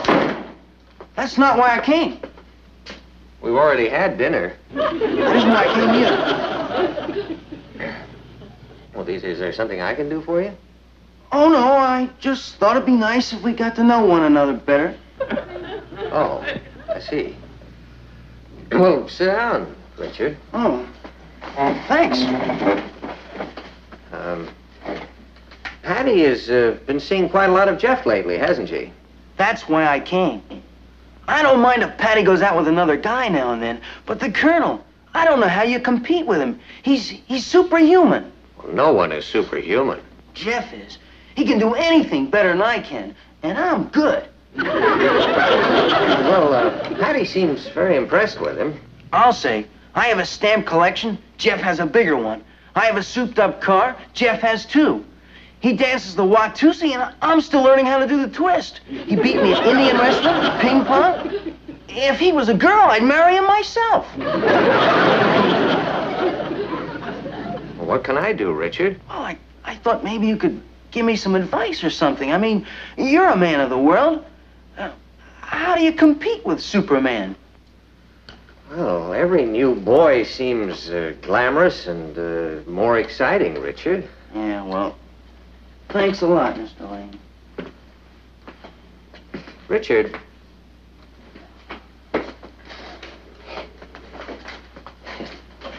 You know, there was a Jeff in my life. There was? Yeah. When I was dating Mrs. Lane. He was a pilot, and he could do everything, too. Mrs. Lane was quite taken with him. Well, what did you do? I mean, how'd you give him the deep 6? Oh. Well, I just used a little strategy. See, I knew Mrs. Lane liked me, but we were in a kind of a rut. We'd always do the same things. Go to movies, bowling, football games. Like Patty and me. Exactly. So I started planning things that would intrigue her. See, every young girl likes to do things that are different once in a while. Now, there's a little lake about an hour and a half outside the city called Half Moon Lake. Hi, mind if I join you? Be my guest. If you're not going to do anything tonight, I thought maybe you'd like to... Gee, Rich, I'm afraid I thought it'd be fun to go on a picnic to Half Moon Lake. Picnic on Half Moon Lake?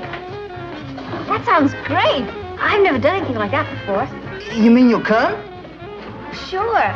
I thought you were going to suggest bowling or another movie. What do you mean? You think I don't have any imagination? Yes, sir. Things are going to be a lot different around here from now on. Sam, my good fellow. Triple angel flips for my friends.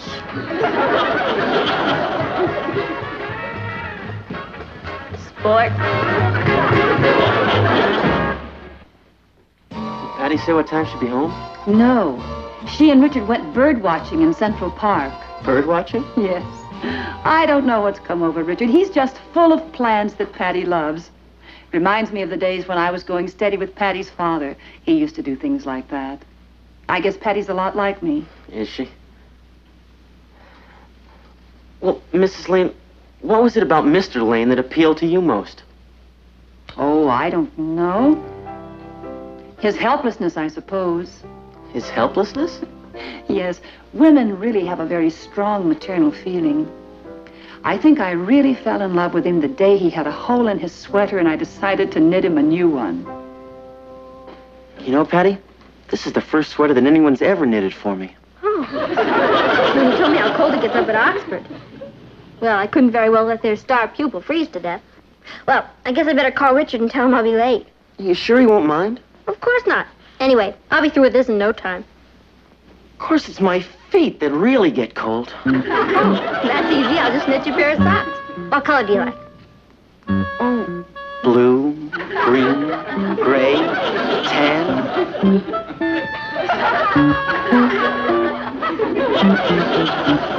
Richard, you're up against a pretty smart boy. He's smarter than I am. But you have a secret weapon. I have? Me. You?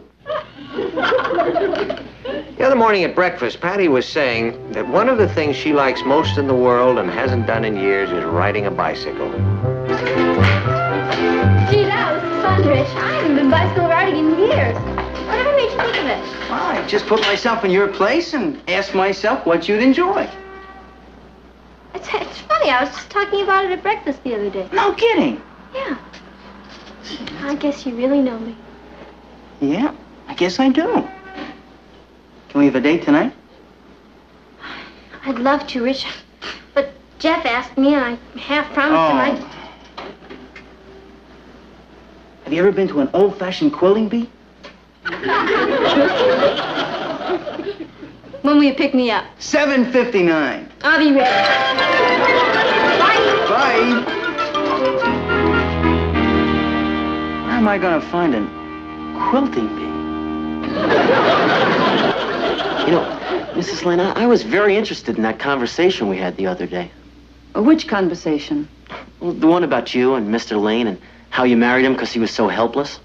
Oh, I didn't say that. Well, sure. Don't you remember? The maternal instinct? Oh, I'm afraid you misunderstood me. Oh, women do have a strong maternal instinct, but they also want a man who's strong and who will dominate them. I'll let you know when I make up my mind. Look who's here. Hi, Jeff. I was just... On your feet.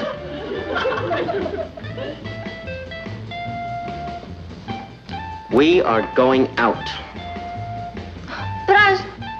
Let's go.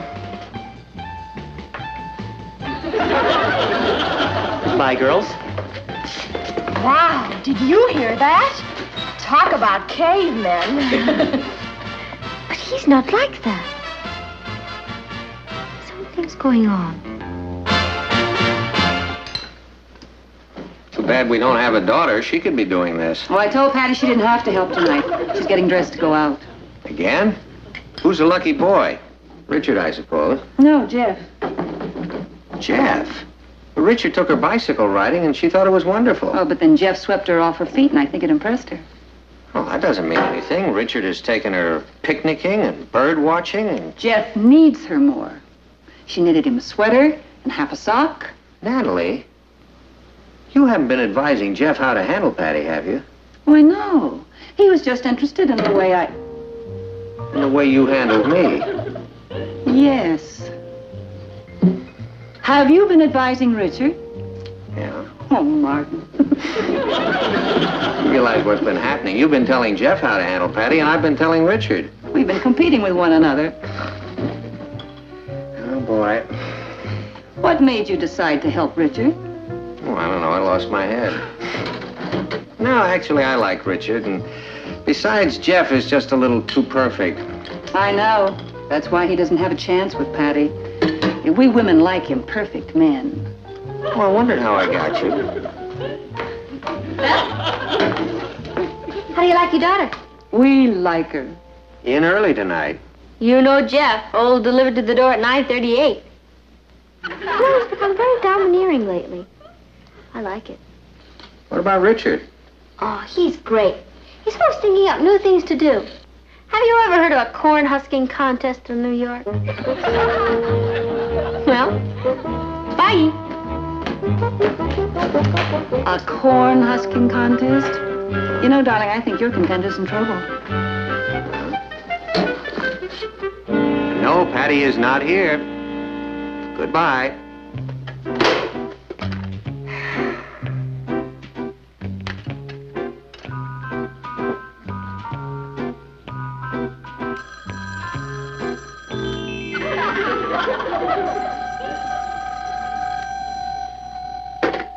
Hello? No, Patty is not here. Yes, I'll give her a message. She'll be back very soon. Goodbye. Jeff. Every time I talk to him, I feel like saluting. Hi, folks. What's up? AT&T. There've been several thousand calls for you in the last few hours. I feel like an answering service. Who called? Jeff 3 times, Richard 4 times, some boy named Scotty 3 times, a girl named Ann, Otto 8 times. Wonder what Ann wanted. Probably your own number. Jeff and Richard want to speak to you very urgently. Poor dears. I guess it's about the big dance. I really shouldn't keep them in suspense any longer. Well, we shall await the outcome anxiously. Good night, girls. Good night, Mom. Papa. Patty? Hi, Kath. I just ran into Maggie. She was telling me about her date for the dance. Oh, so she finally hooked somebody, huh? That's great. Who's she going with? Colonel Jeffrey Davis III. What? There's some mistake. It must be some other Colonel Jeffrey Davis III. There's a mistake. But I'm afraid you made it, Patty. He was so sure from the way you talked that you were going with Richard that he asked Maggie. If there's anything I can't stand, it's a fickle man. All right? I'll go with Richard. I'm afraid you won't. Who says so? Richard. He's taking Sue Ellen. Sue Ellen is going with my Richard? Now, don't blame Richard. He was so sure from the way you spoke that you were going with Jeffrey that he asked Sue Ellen. Oh, boy. I'm sorry, Patty. You know what just happened to me? In 60 seconds, I went from femme fatale to just plain old fatal. Gee, you look great, Kath. Thank you. Are you sure you won't change your mind, Patty, and come to the dance? George's cousin would be happy to take you. No, thanks. I don't want charity. Besides, I have a date, and we're not going to any pokey old dance. Do you really have a date? Cross my heart. Is it someone new? I've never been out with them before. All right, then. Have fun. You too. Bye.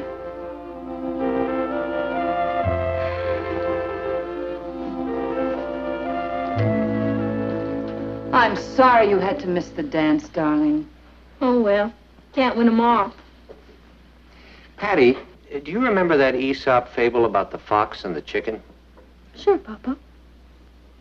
This fox had a chicken in his mouth, and he was passing over a river, and he saw his reflection in it. And he thought it was a bigger chicken, so he dropped the one he had. And he lost them both. Moral. Be happy with the chicken you've got.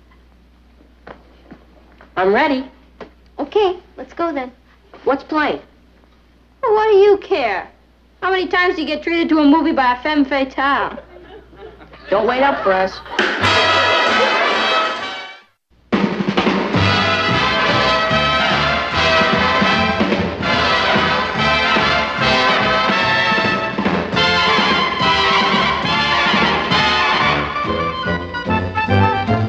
Here's Kathy, who's lived most everywhere, from Zanzibar to Berkeley Square. But Patty's only seen the sights a girl can see from Brooklyn Heights. What a crazy pair. But they're cousins, identical cousins, and you'll find they laugh alike, They walk alike, at times they even talk alike. You can lose your mind when cousins part. Papa, you know how you always wanted me to be a culture vulture? I don't recall using that phrase. Well, you know how you hate rock and roll music, and you always wanted me to be interested in classical music? Yes? Well, I am. Wait a minute.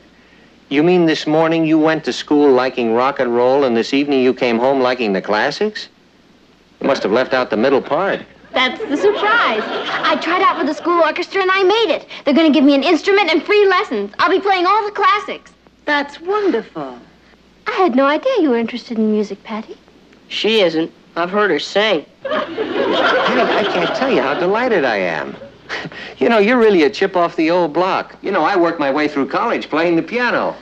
Boy, that's wonderful. We can have our own little musicales around here. Kathy can play the violin, I'll play the piano, and what's your instrument? I brought it home. I'll go get it.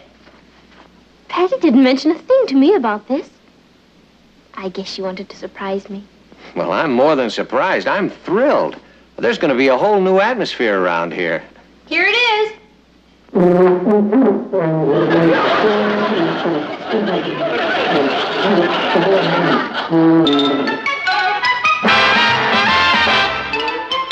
Meet Kathy, who's lived most everywhere, from Zanzibar to Berkeley Square. But Patty's only seen the sights a girl can see from Brooklyn Heights.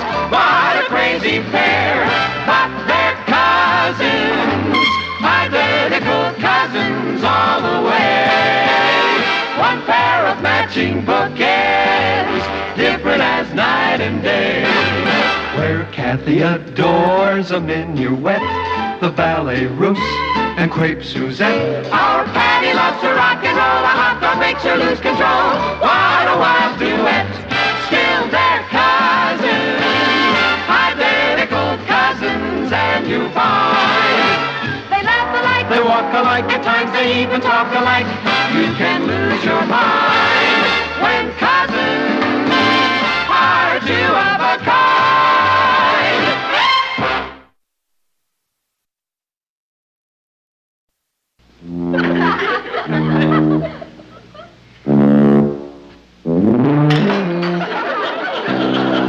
Excuse me.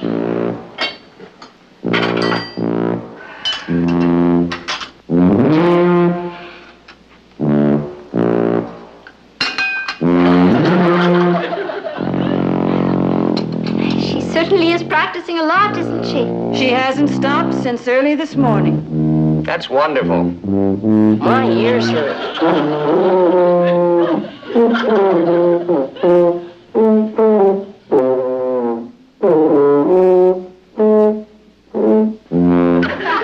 I'm not a musician, Martin, but isn't she playing a lot of wrong notes? What makes you think that, Aunt Natalie? Well, now, she's playing a few, but that's what practicing is for. So you can learn wrong notes? It wouldn't hurt you to study an instrument.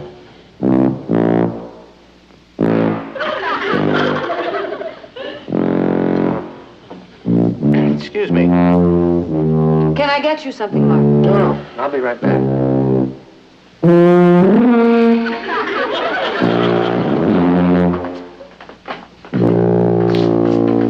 Good morning, Richard. Not anymore, Isn't. What happened?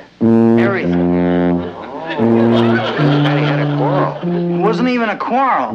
She interested in some other guy? With some other guy, I can handle it. I lost her to a tuba. I don't understand. Patty suddenly got this thing for long-haired music. Since she joined the school orchestra, she's got that silly tuba wrapped around her all the time. Sorry, Richard. I'm afraid I'm on Patty's side. I'm delighted that she's taken up a musical instrument. You want your only daughter to be a tuba player? I hardly think it's going to be her life's work. Well, look at it this way, Richard. You've lost her to Mozart. It's bigger than both of you.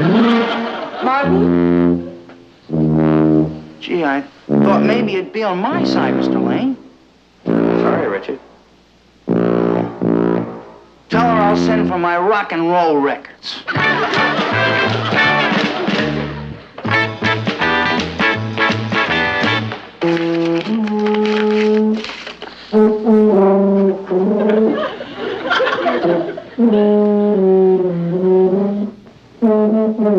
Patty!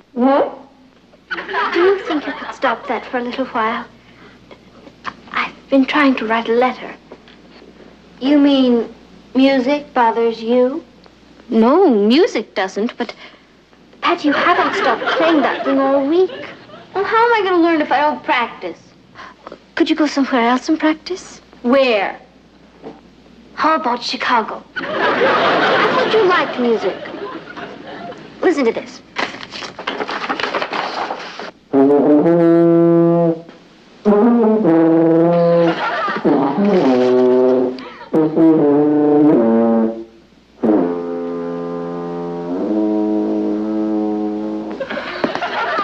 Beautiful, isn't it? Handel. Oh, I'd recognize it any place. Thank you. You know, Kath, Papa was sure right. I always thought long-hair music was a drag. But, boy, it really lifts you. You mean playing that lifts you? Not so much what I'm doing now. It's what I'm going to do. I've decided to give concerts on the tuba. Oh, that will be a novelty. I'll be the only woman tuba player in the world. We'll play everywhere. London, Paris, the Bronx. Posters will simply say, Patty Lane and her tuba. The theaters will be sold out as soon as we're announced. Of course, it will be a lonely life. But it's all worth it. One day, you're walking down the street in a strange city, and people recognize you. You hear them say, there goes Patty Lane and her tuba. And they say, Miss Lane, my mother took me to hear you play when I was a little girl. It changed the whole course of my life.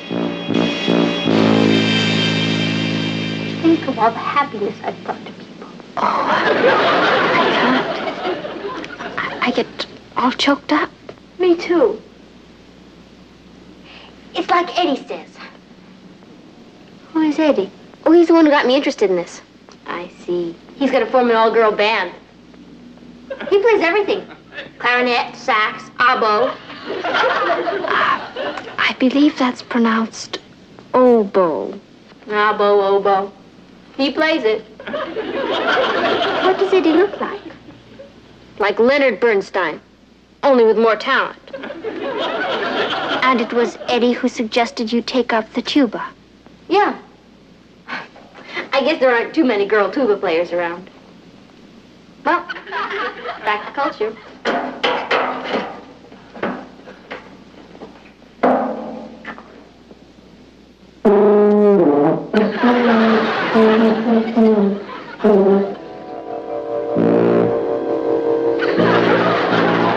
What's that?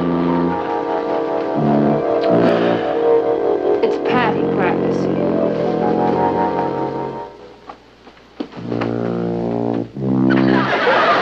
After midnight.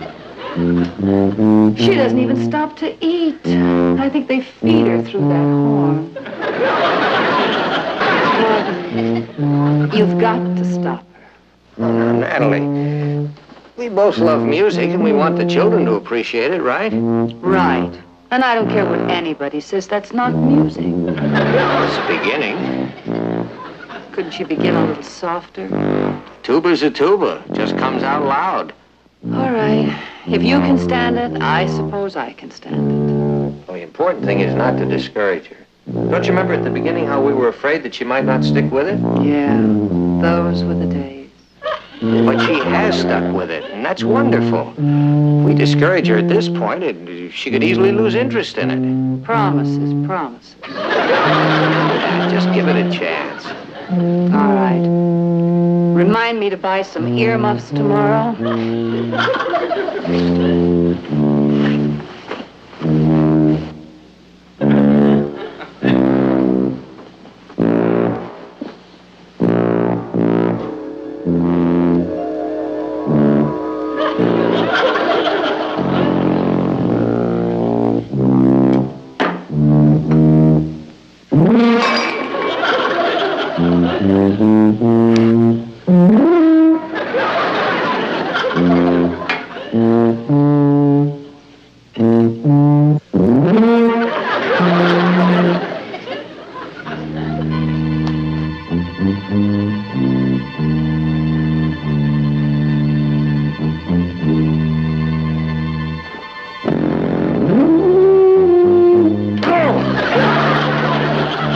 Is anything wrong, Martin? No. Can't you sleep? Oh, sure. I was just enjoying the music.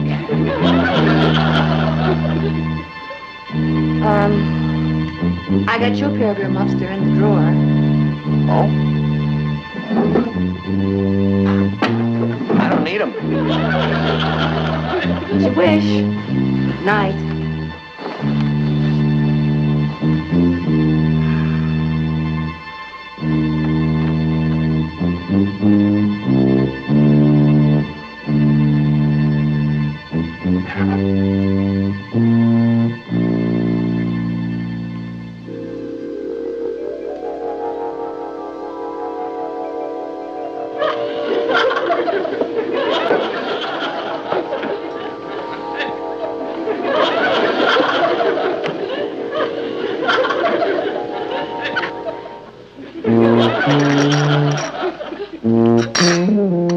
Natalie! Yes, dear? That coffee's from the bottom of the pot. Well, you know I can't stand coffee from the bottom of the pot. I'm sorry, Martin. I'll get you some coffee from the top of the pot. All right. Never mind. I'm sorry. It's just I have this terrible headache. I'm not myself. I'll see. Boy, I'll be glad when you get back. Is there anything I can do, Uncle Martin? No, thanks, Kath.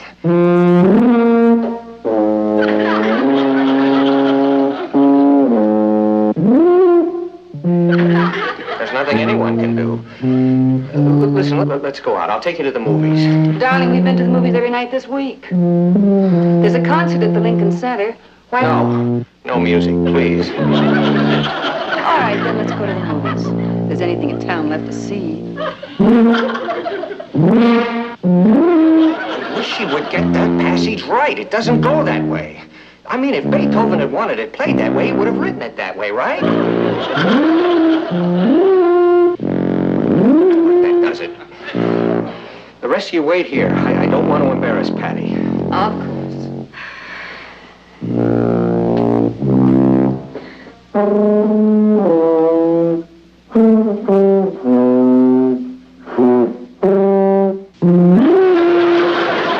Did you hear that? Yeah. I'd like to talk to you, Patty. Oh, sure. Go ahead, Papa. Can't you put that thing down for a minute? Oh, sure. You know, I'm so used to it, I forget I'm even wearing it. Thank you. Let's sit over here. Sure.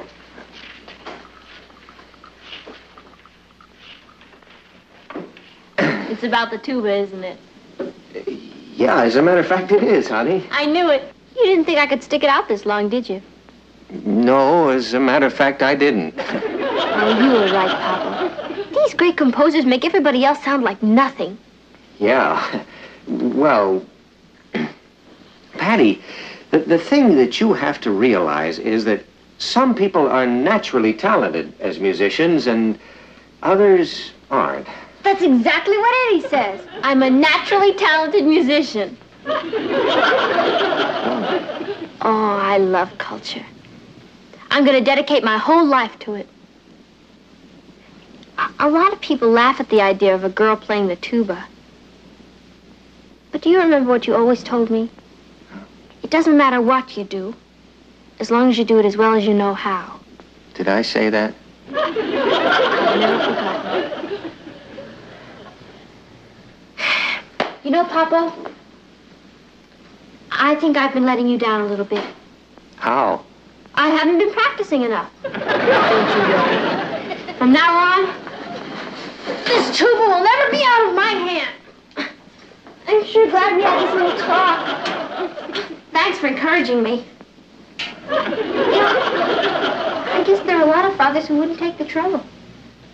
Well, if you can't encourage your own daughter, who can you encourage? You're wonderful, Papa.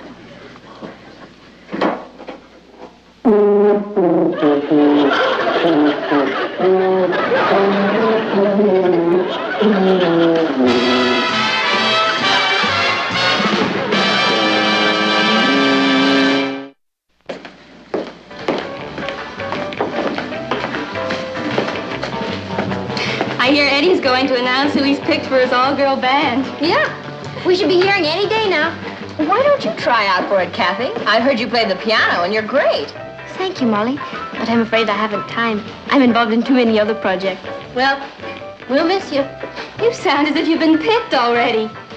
Well, let's face it, there aren't too many girl tuba players around. Kathy? Maggie? Molly? Patty, I didn't recognize you without that horn wrapped around your neck. Well, if it isn't the king of rock and roll. Patty, can I talk to you for a minute? Well, we haven't got much in common, but go ahead. You see, there's this jazz concert at Carnegie Hall tonight, and I thought maybe Jazz concert. Poor child. Well, you used to love them. And when I say used to, I'm talking about last week. I've developed a lot since then, Richard. I've acquired a taste for the finer things in life. Here's your triple sweetheart flip. Oh, thank you. Well, you've changed overnight. That's the way it happens sometimes, Richard. Like a butterfly emerging from its chrysalis. Exactly. What am I? A housefly? Whatever you are, Richard, I'll always enjoy having known you. Boy, when she gets off on one of these things, you can't even communicate with her. I'll send you a couple of free tickets to my first concert. Bring you up. I will. And my grandchildren. Peasant!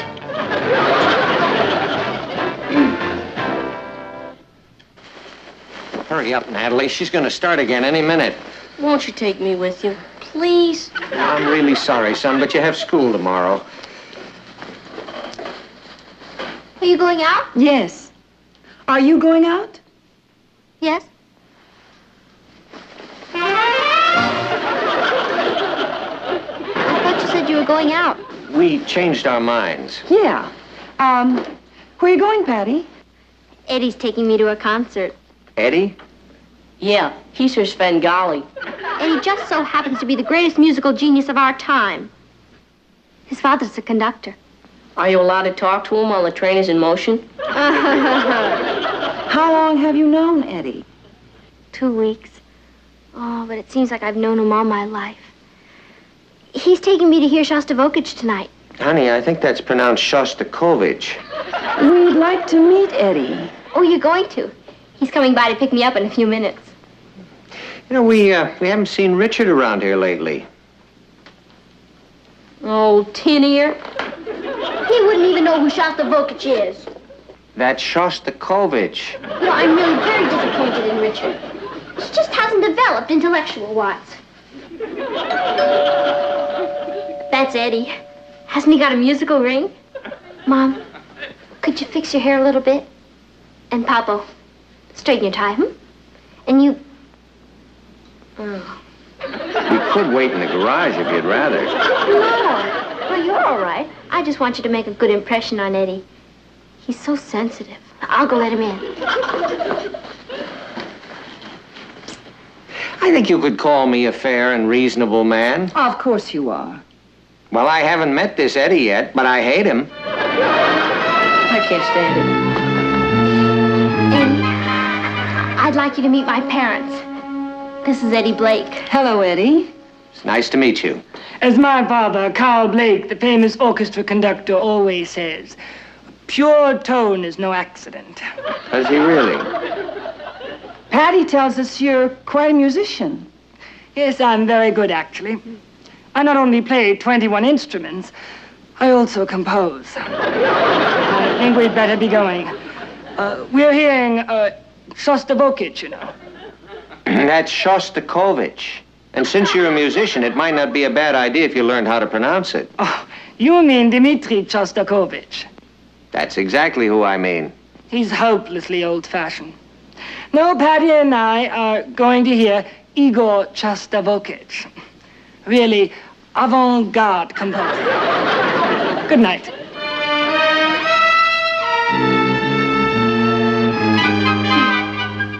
Addio. What do we do now? We get rid of that name-dropping prodigy and bring back old Tin Ear. Igor Shostakovich. Richard, Mrs. Lane, and I certainly appreciate your coming over here. Yes. Richard, would you like an apple? Oh, no, thanks. What did you want to see me about, Mr. Lane? Well, we thought it would be nice if you and Patty started dating again. Oh, I don't think Rohanna Pollock would like it. Who is Rohanna Pollock? She's a girl who happens to play the tuba 10 times as good as Patty. And she doesn't think I have a tin ear. And boy, is she crazy about me. She doesn't sound like your type. Richard, you and Patty should be going swimming and bowling and to the movies. All those things you used to do. Patty's not interested in those things anymore. They're not cultured enough for her. All she talks about is Shostakovich. That's just... Patty gets off on these wild kicks, and boy, until she gets back to Earth, it's murder. You're going to help her get back to Earth again. I am? Right. You can begin by taking her to a concert. Now then, maybe afterwards you could go on to supper. And then a couple of nights later, you could go to the theater. And pretty soon, you'll be back to movies and rock and roll and bowling. Well, you see, Now, Richard, I understand that this is going to cost a little money, and we would like to help you. I think maybe that should do the trick. Is that what you wanted to talk to me about? I've got my pride, and I can't be bribed. You can tell Patty it didn't work. I'm still going to take out Rohanna Pollock. Patty had her chance, and she lost it. Good night. Didn't work. I know, I heard. Cass, do you have any ideas at all? You could just forbid Patty to go on with the tuba. No, I can't. You see, I encouraged her to take up an instrument, and I've always preached to her how important it is to practice. There is a way. What is it? No, I couldn't do it. Would it work? Yes, but it's too mean. Kathy, this is an emergency. Uncle Martin, do you think Patty has any talent as a musician? I mean, does she have an ear for music? Absolutely none. All right, then. I'll do it. Will it get that tuba out of this house? Yes. But if Patty finds out what I've done, it will probably get me out of the house, too.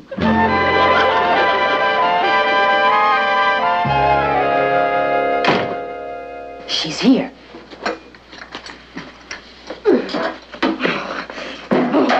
That ungrateful monster.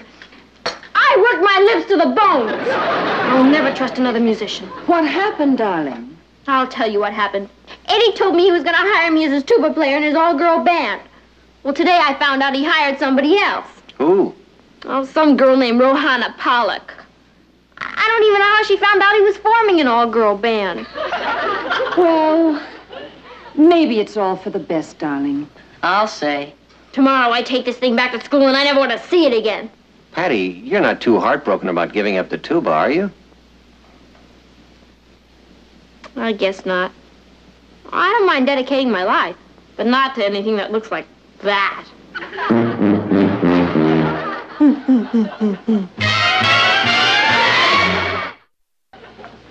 Gotta go now. Where are you going, Patty? Bowling with Richard. With Richard? Oh, is that on again? Yeah.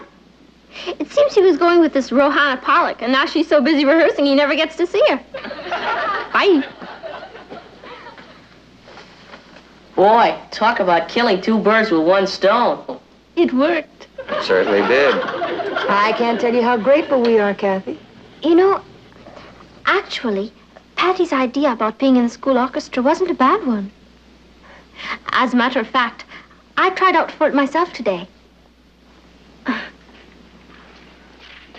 Oh, boy.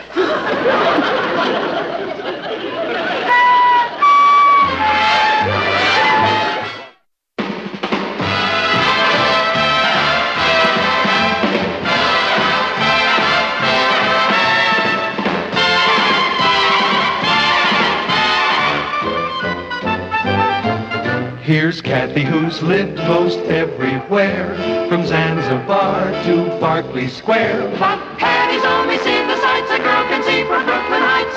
What a crazy pair. But they're cousins, identical cousins, and you'll find they laugh alike, They walk alike, at times they even talk alike. You can lose your mind when cousins are two. May I speak with you a moment? George. Kathy? What's the matter with good old George? Nothing's the matter with good old George. Something's the matter with stupid old me. What are you talking about? I thought you and George were buddy-buddy. Oh, we were getting along fine, Patty. Except that George only seemed to call me when he couldn't get another date. I wanted to make a real impression on him.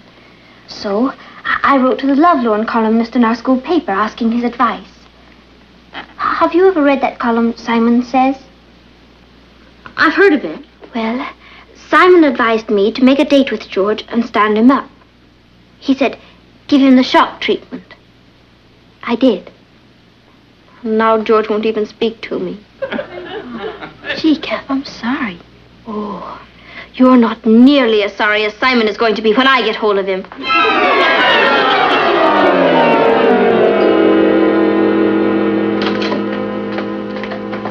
Hi, Pete.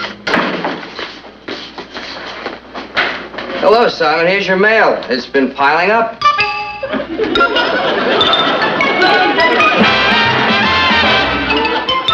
meet Kathy, who's lived most everywhere, from Zanzibar to Berkeley Square. But Patty's only seen the sights a girl can see from Brooklyn Heights. What a crazy pair. But they're cousins, identical cousins all the way. One pair of matching bookends, different as night and day. Where Kathy adores a minuet, the ballet russe, and crepe Suzette. Our Patty loves to rock and roll, a hot dog makes her lose control. What a wild duet, still they're cousins, identical cousins, and you find they laugh alike, They walk alike, at times they even talk alike. You can lose your mind when cousins are two of a kind.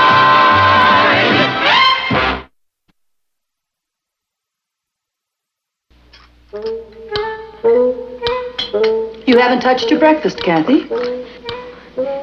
I'm really not very hungry, Aunt Natalie. Is anything wrong? Nothing I won't get over. Would it help to talk about it? Some things are better left undiscussed. I don't mind talking about it. I just made a fool of myself.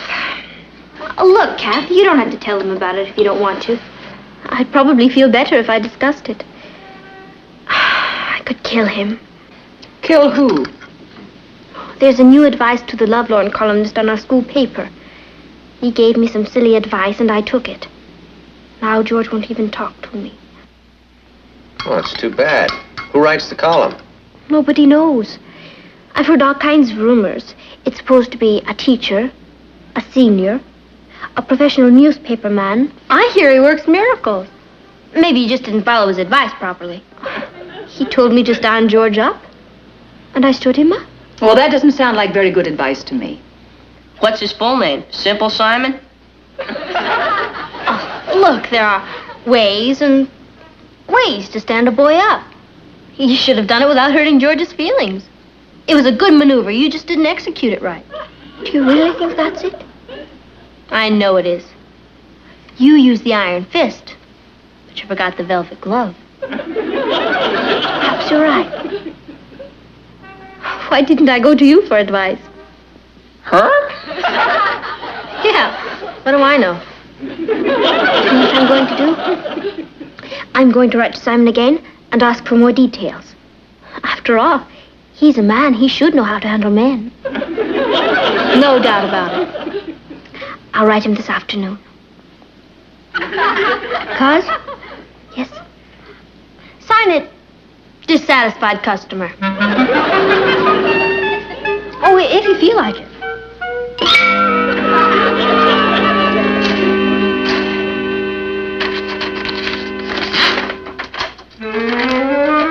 Dear dissatisfied customer, if your boyfriend has stopped talking to you, it's a very healthy sign. You've got him all stirred up. Simon says to let him see you out with another boy, and he'll come to his senses. From then on, he'll be eating out of your hand. That doesn't sound right to me. Sounds great to me. It's the old jealousy bit. It never fails. But George is very honest. I don't have to play games with him. Kathy, I think Simon knows a lot more about men than you do. I suppose you're right. I'll give it a try. You won't be sorry. Where's Kathy? She's in her room crying. Crying? What happened? She had a fight with George last night. About what? Well, Kathy went to the shake shop with Harold, and George saw them there, and instead of getting jealous like he was supposed to, he told Kathy he was glad she had someone to take her out, and he decided to go steady with Audrey. I don't understand it. Kathy was so fond of George. Why did she go out with someone else? I think it was something she read. Simon Says strikes again. Excuse me, I think I'll go check and see how Kathy is.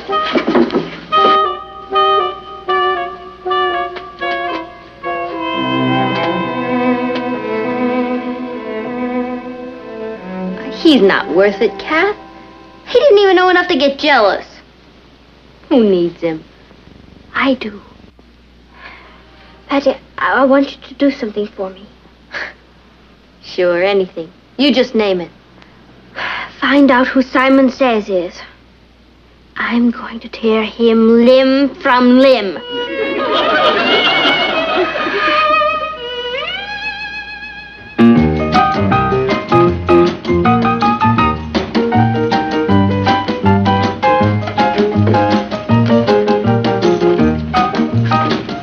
One triple sweetheart flip, one double-decker delight, one rainbow nightmare, and one chocolate soda.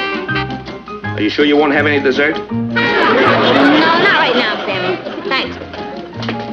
Listen to this. Dear Simon Says, my steady boyfriend went out with another girl and I found out about it. What should I do? It's signed, Three's a Crowd. And here's his answer. Dear Three's a Crowd, don't be a clinging vine. Tell your boyfriend it's all right. When he finds out what a good sport you are, he'll come running back to you. Good advice. Good advice? I'm Three's a Crowd. I haven't seen Howard since I told him he could go out with anyone he liked. I had a small fight with Alfred last week, and after following Simon's advice, it's turned into World War III. Listen, who is this Simon Says character? We've got to get him. He's ruining my life. Mine too. The rumor is he's a famous Viennese psychologist. That's what I heard. Me too. Yeah. I wonder who started that rumor. Yeah, I wonder. Come to think of it, I think I first heard it from you. You did? Yeah, so did I. Well then, if you heard it from me, there must be something to it.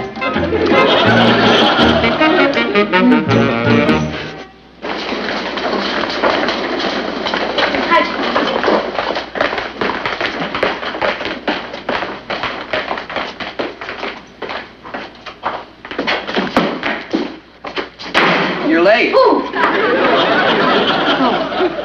I got held up by my fan club. Look at all this mail. All that for me? Your column has really caught on, Patty. It gets 10 times as much mail as all the other columns combined. Hey, that's great, isn't it? Tell me, are most of the reactions pretty favorable? Well, no one's 100% right. You must be hitting 1,000. Yeah. Speaking of hitting, I want you to promise me you'll never tell anybody who Simon is. But why? I think you'd want everybody to know you're writing such a hot column, Patty. I wouldn't want a whole bunch of kids fawning over me. Will you promise? If you say so. Simon says so.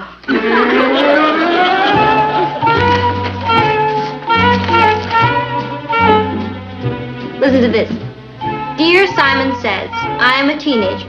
I've been going with one girl and she's a doll, but she's possessive and jealous. Please advise me. Signed, Stuck. He's stuck, all right.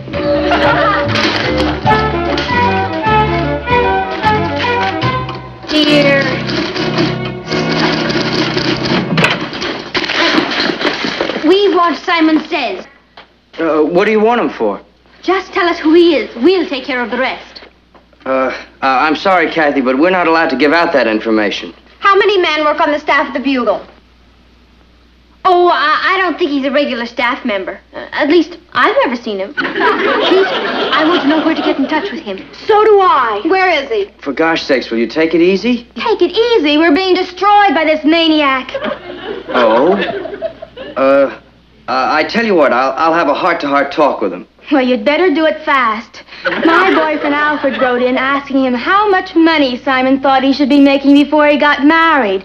Simon advised him to join the Merchant Marine, and he did. That was Alfred? What was Alfred? I mean, that's Alfred, always running off somewhere. Well, he wouldn't have run off if it hadn't been for Simon Says. We want him. Calm down. I'll report your complaints and get back to you. You'd better. If you don't do something about it, we will. Let's go.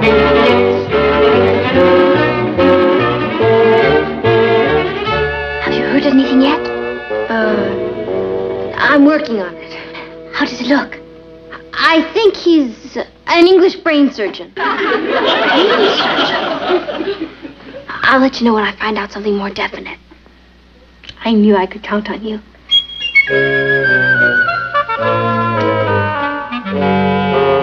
Well, congratulations on your happy fan club. Can't win them all.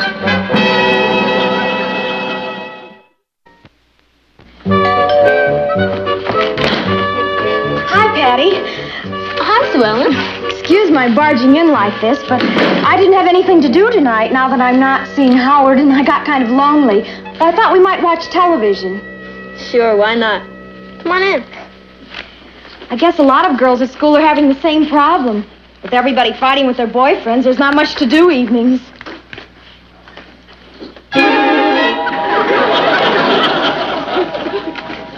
Welcome to the club. Hello, Sue Ellen. Hi, Kathy. So, he got you too, hmm? Yes. I was just shot down in flames. We've got to do something about Simon. Ever since he started writing his column, every one of us has broken up with her boyfriend. If we don't get him, we're all going to turn into old maids. Well, you don't have to take his advice, you know. It doesn't matter whether we do or not.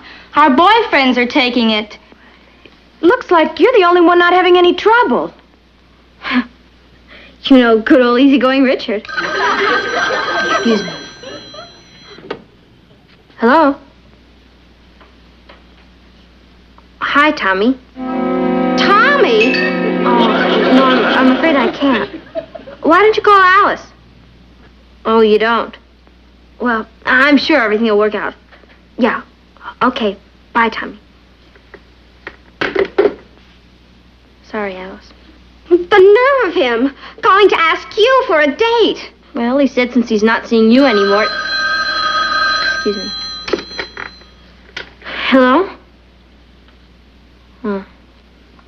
Hi, Alfred. Alfred? No, I can't. I'm busy tonight, Alfred. Why don't you call Maggie? She is not. She's a great girl. I'll see you in school tomorrow, Alfred. Bye. Boy, what'd you do to him? He's sure mad at you. I followed Simon's advice. You did? What name did you write to Simon under? Troubled Spirit. Why? Oh, just curious. Excuse me.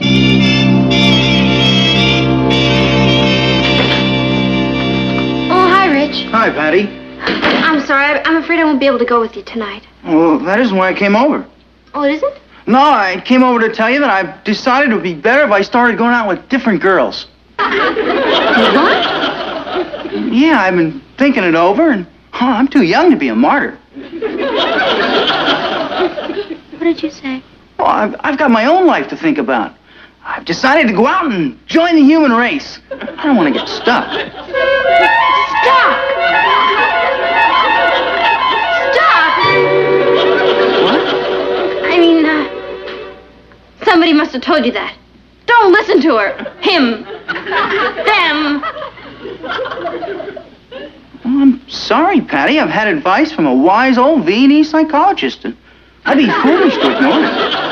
A wise old Viennese psychologist. Or an English brain surgeon, I don't know which. But it doesn't matter. It's good advice. I'll see you when I have time, Patty. Bye. Richard, you...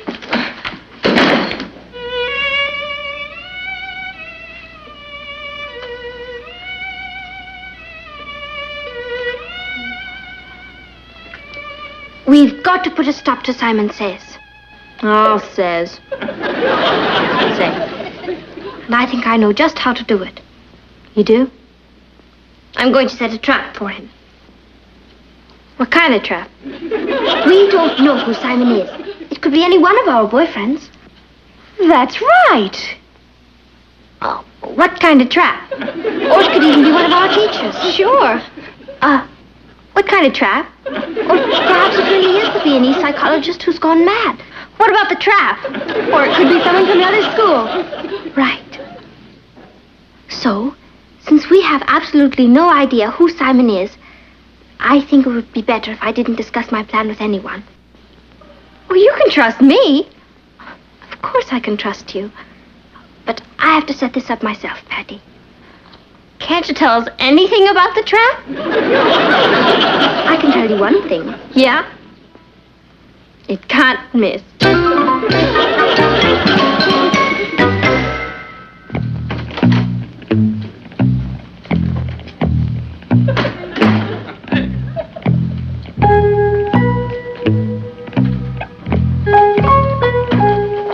Hi, Pete. Hi, Simon. Shh. What's the matter? We're alone? I don't care. Never say it, not even to yourself. Oh, if word ever gets out, limb from limb. You lovelorn columnists sure living an exciting life. There's a telegram for you. I'm going up to see the principal. Principal? What for? I don't know. He just said he wanted to see me. That's it. That's what? The trap. So, they went to him to force you to tell on me. What are you talking about? The freedom of the press. He can't force you to tell. Patty, who says he's going to try? I say so. Pete, you promised. Nobody's to know I'm Simon. I don't care how he threatens you. I want you to stand on your principles as a newspaper editor. Mr. Brewster wouldn't threaten me. That's the spirit. You'll back me up? You bet I will. Thanks, Pete. I knew I could count on you. So that was the trap that couldn't miss. Pete? It's from the Pan Ocean Press Service. They want to syndicate Simon Says. They do? Yeah. Imagine. Me syndicated. I'll be famous all over the world. In Paris, Simon dit. In Madrid, Simon dice. In Italy, Simon dice. In Moscow, Semyon говорит. Hello? Who? It's the overseas operator. They're asking if there's anybody here by the name of Simon Says. The overseas operator? That's it. It's the Pan Ocean Press Service. They'll want me. What'll I do?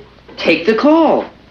I can't. They're probably expecting a Viennese psychologist or an English brain surgeon. They must be interested in the column or they wouldn't be calling. It doesn't matter who you are. You're right. I'll be back as soon as I can. And don't worry, I won't crack. Thanks, Pete.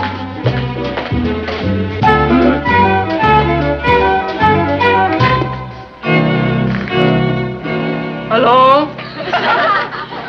Yes. This is Simon Says. I cannot hear you, operator. Could you speak a little louder? We got him.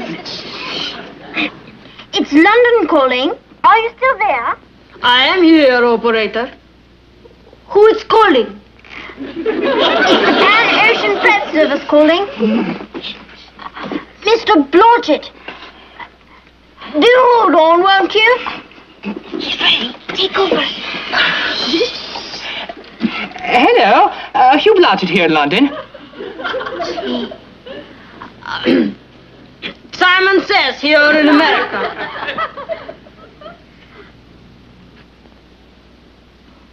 Would I be interested in worldwide syndication? You're right.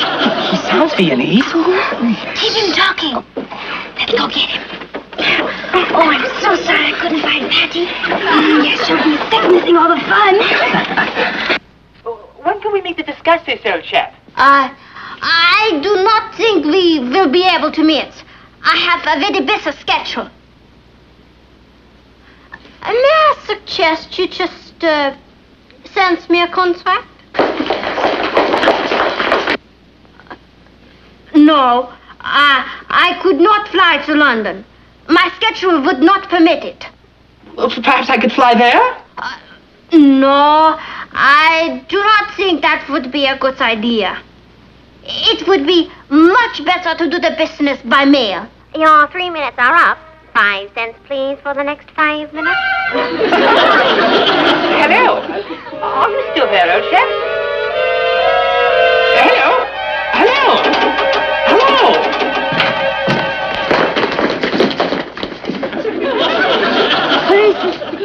Where's who? Simon Says. Was a man in here just using a phone?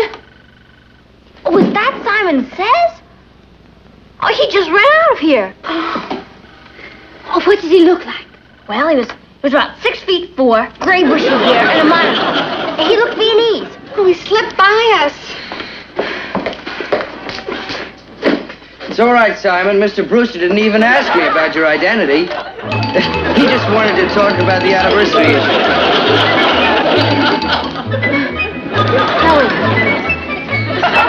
You think I'm really... Look, it was all in fun.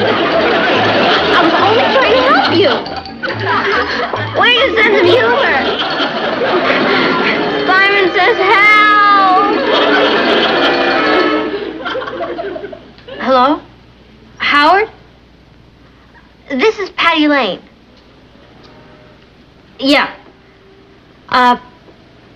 Howard, I know about the fight you and Sue Ellen had.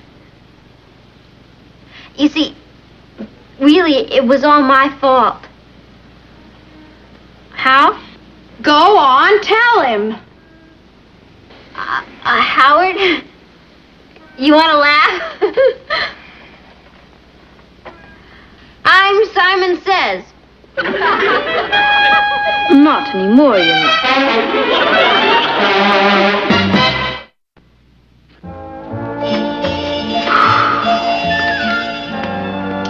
Hey, business seems to be off tonight. Where are all the crowds? Back with their boyfriends where they belong. Oh, I see. I understand you're not in the columnist game anymore. That's right. I've been demoted to selling want ads. They have a new Simon Says. Who is it this time? I hear it's one of the teachers. Well, you'll have to go some to replace you. I know how to handle boys. I guess I'm just no good at advising others. Where's Richard? Oh, him? I guess I advised myself out of Richard, too. I wrote to the new Simon Says about it. You know what he said? Stay home and forget it. I'm leaving now. You have a date with George tonight, huh? Yes. Any advice? No. I'm glad everything's straightened out between you two. Funny you being the one to catch me. Someone had to do it. That must be George.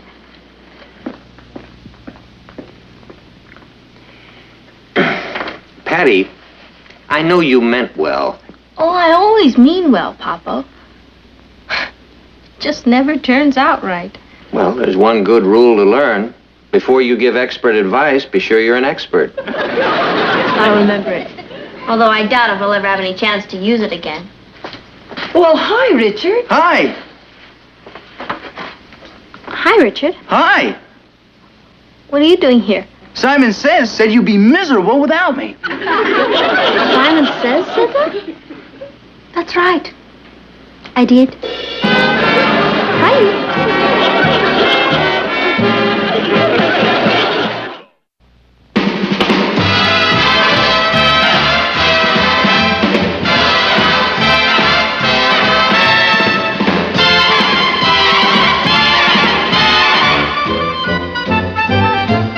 Here's Kathy, who's lived most everywhere, from Zanzibar to Berkeley Square. But Patty's only seen the sights a girl can see from Brooklyn Heights.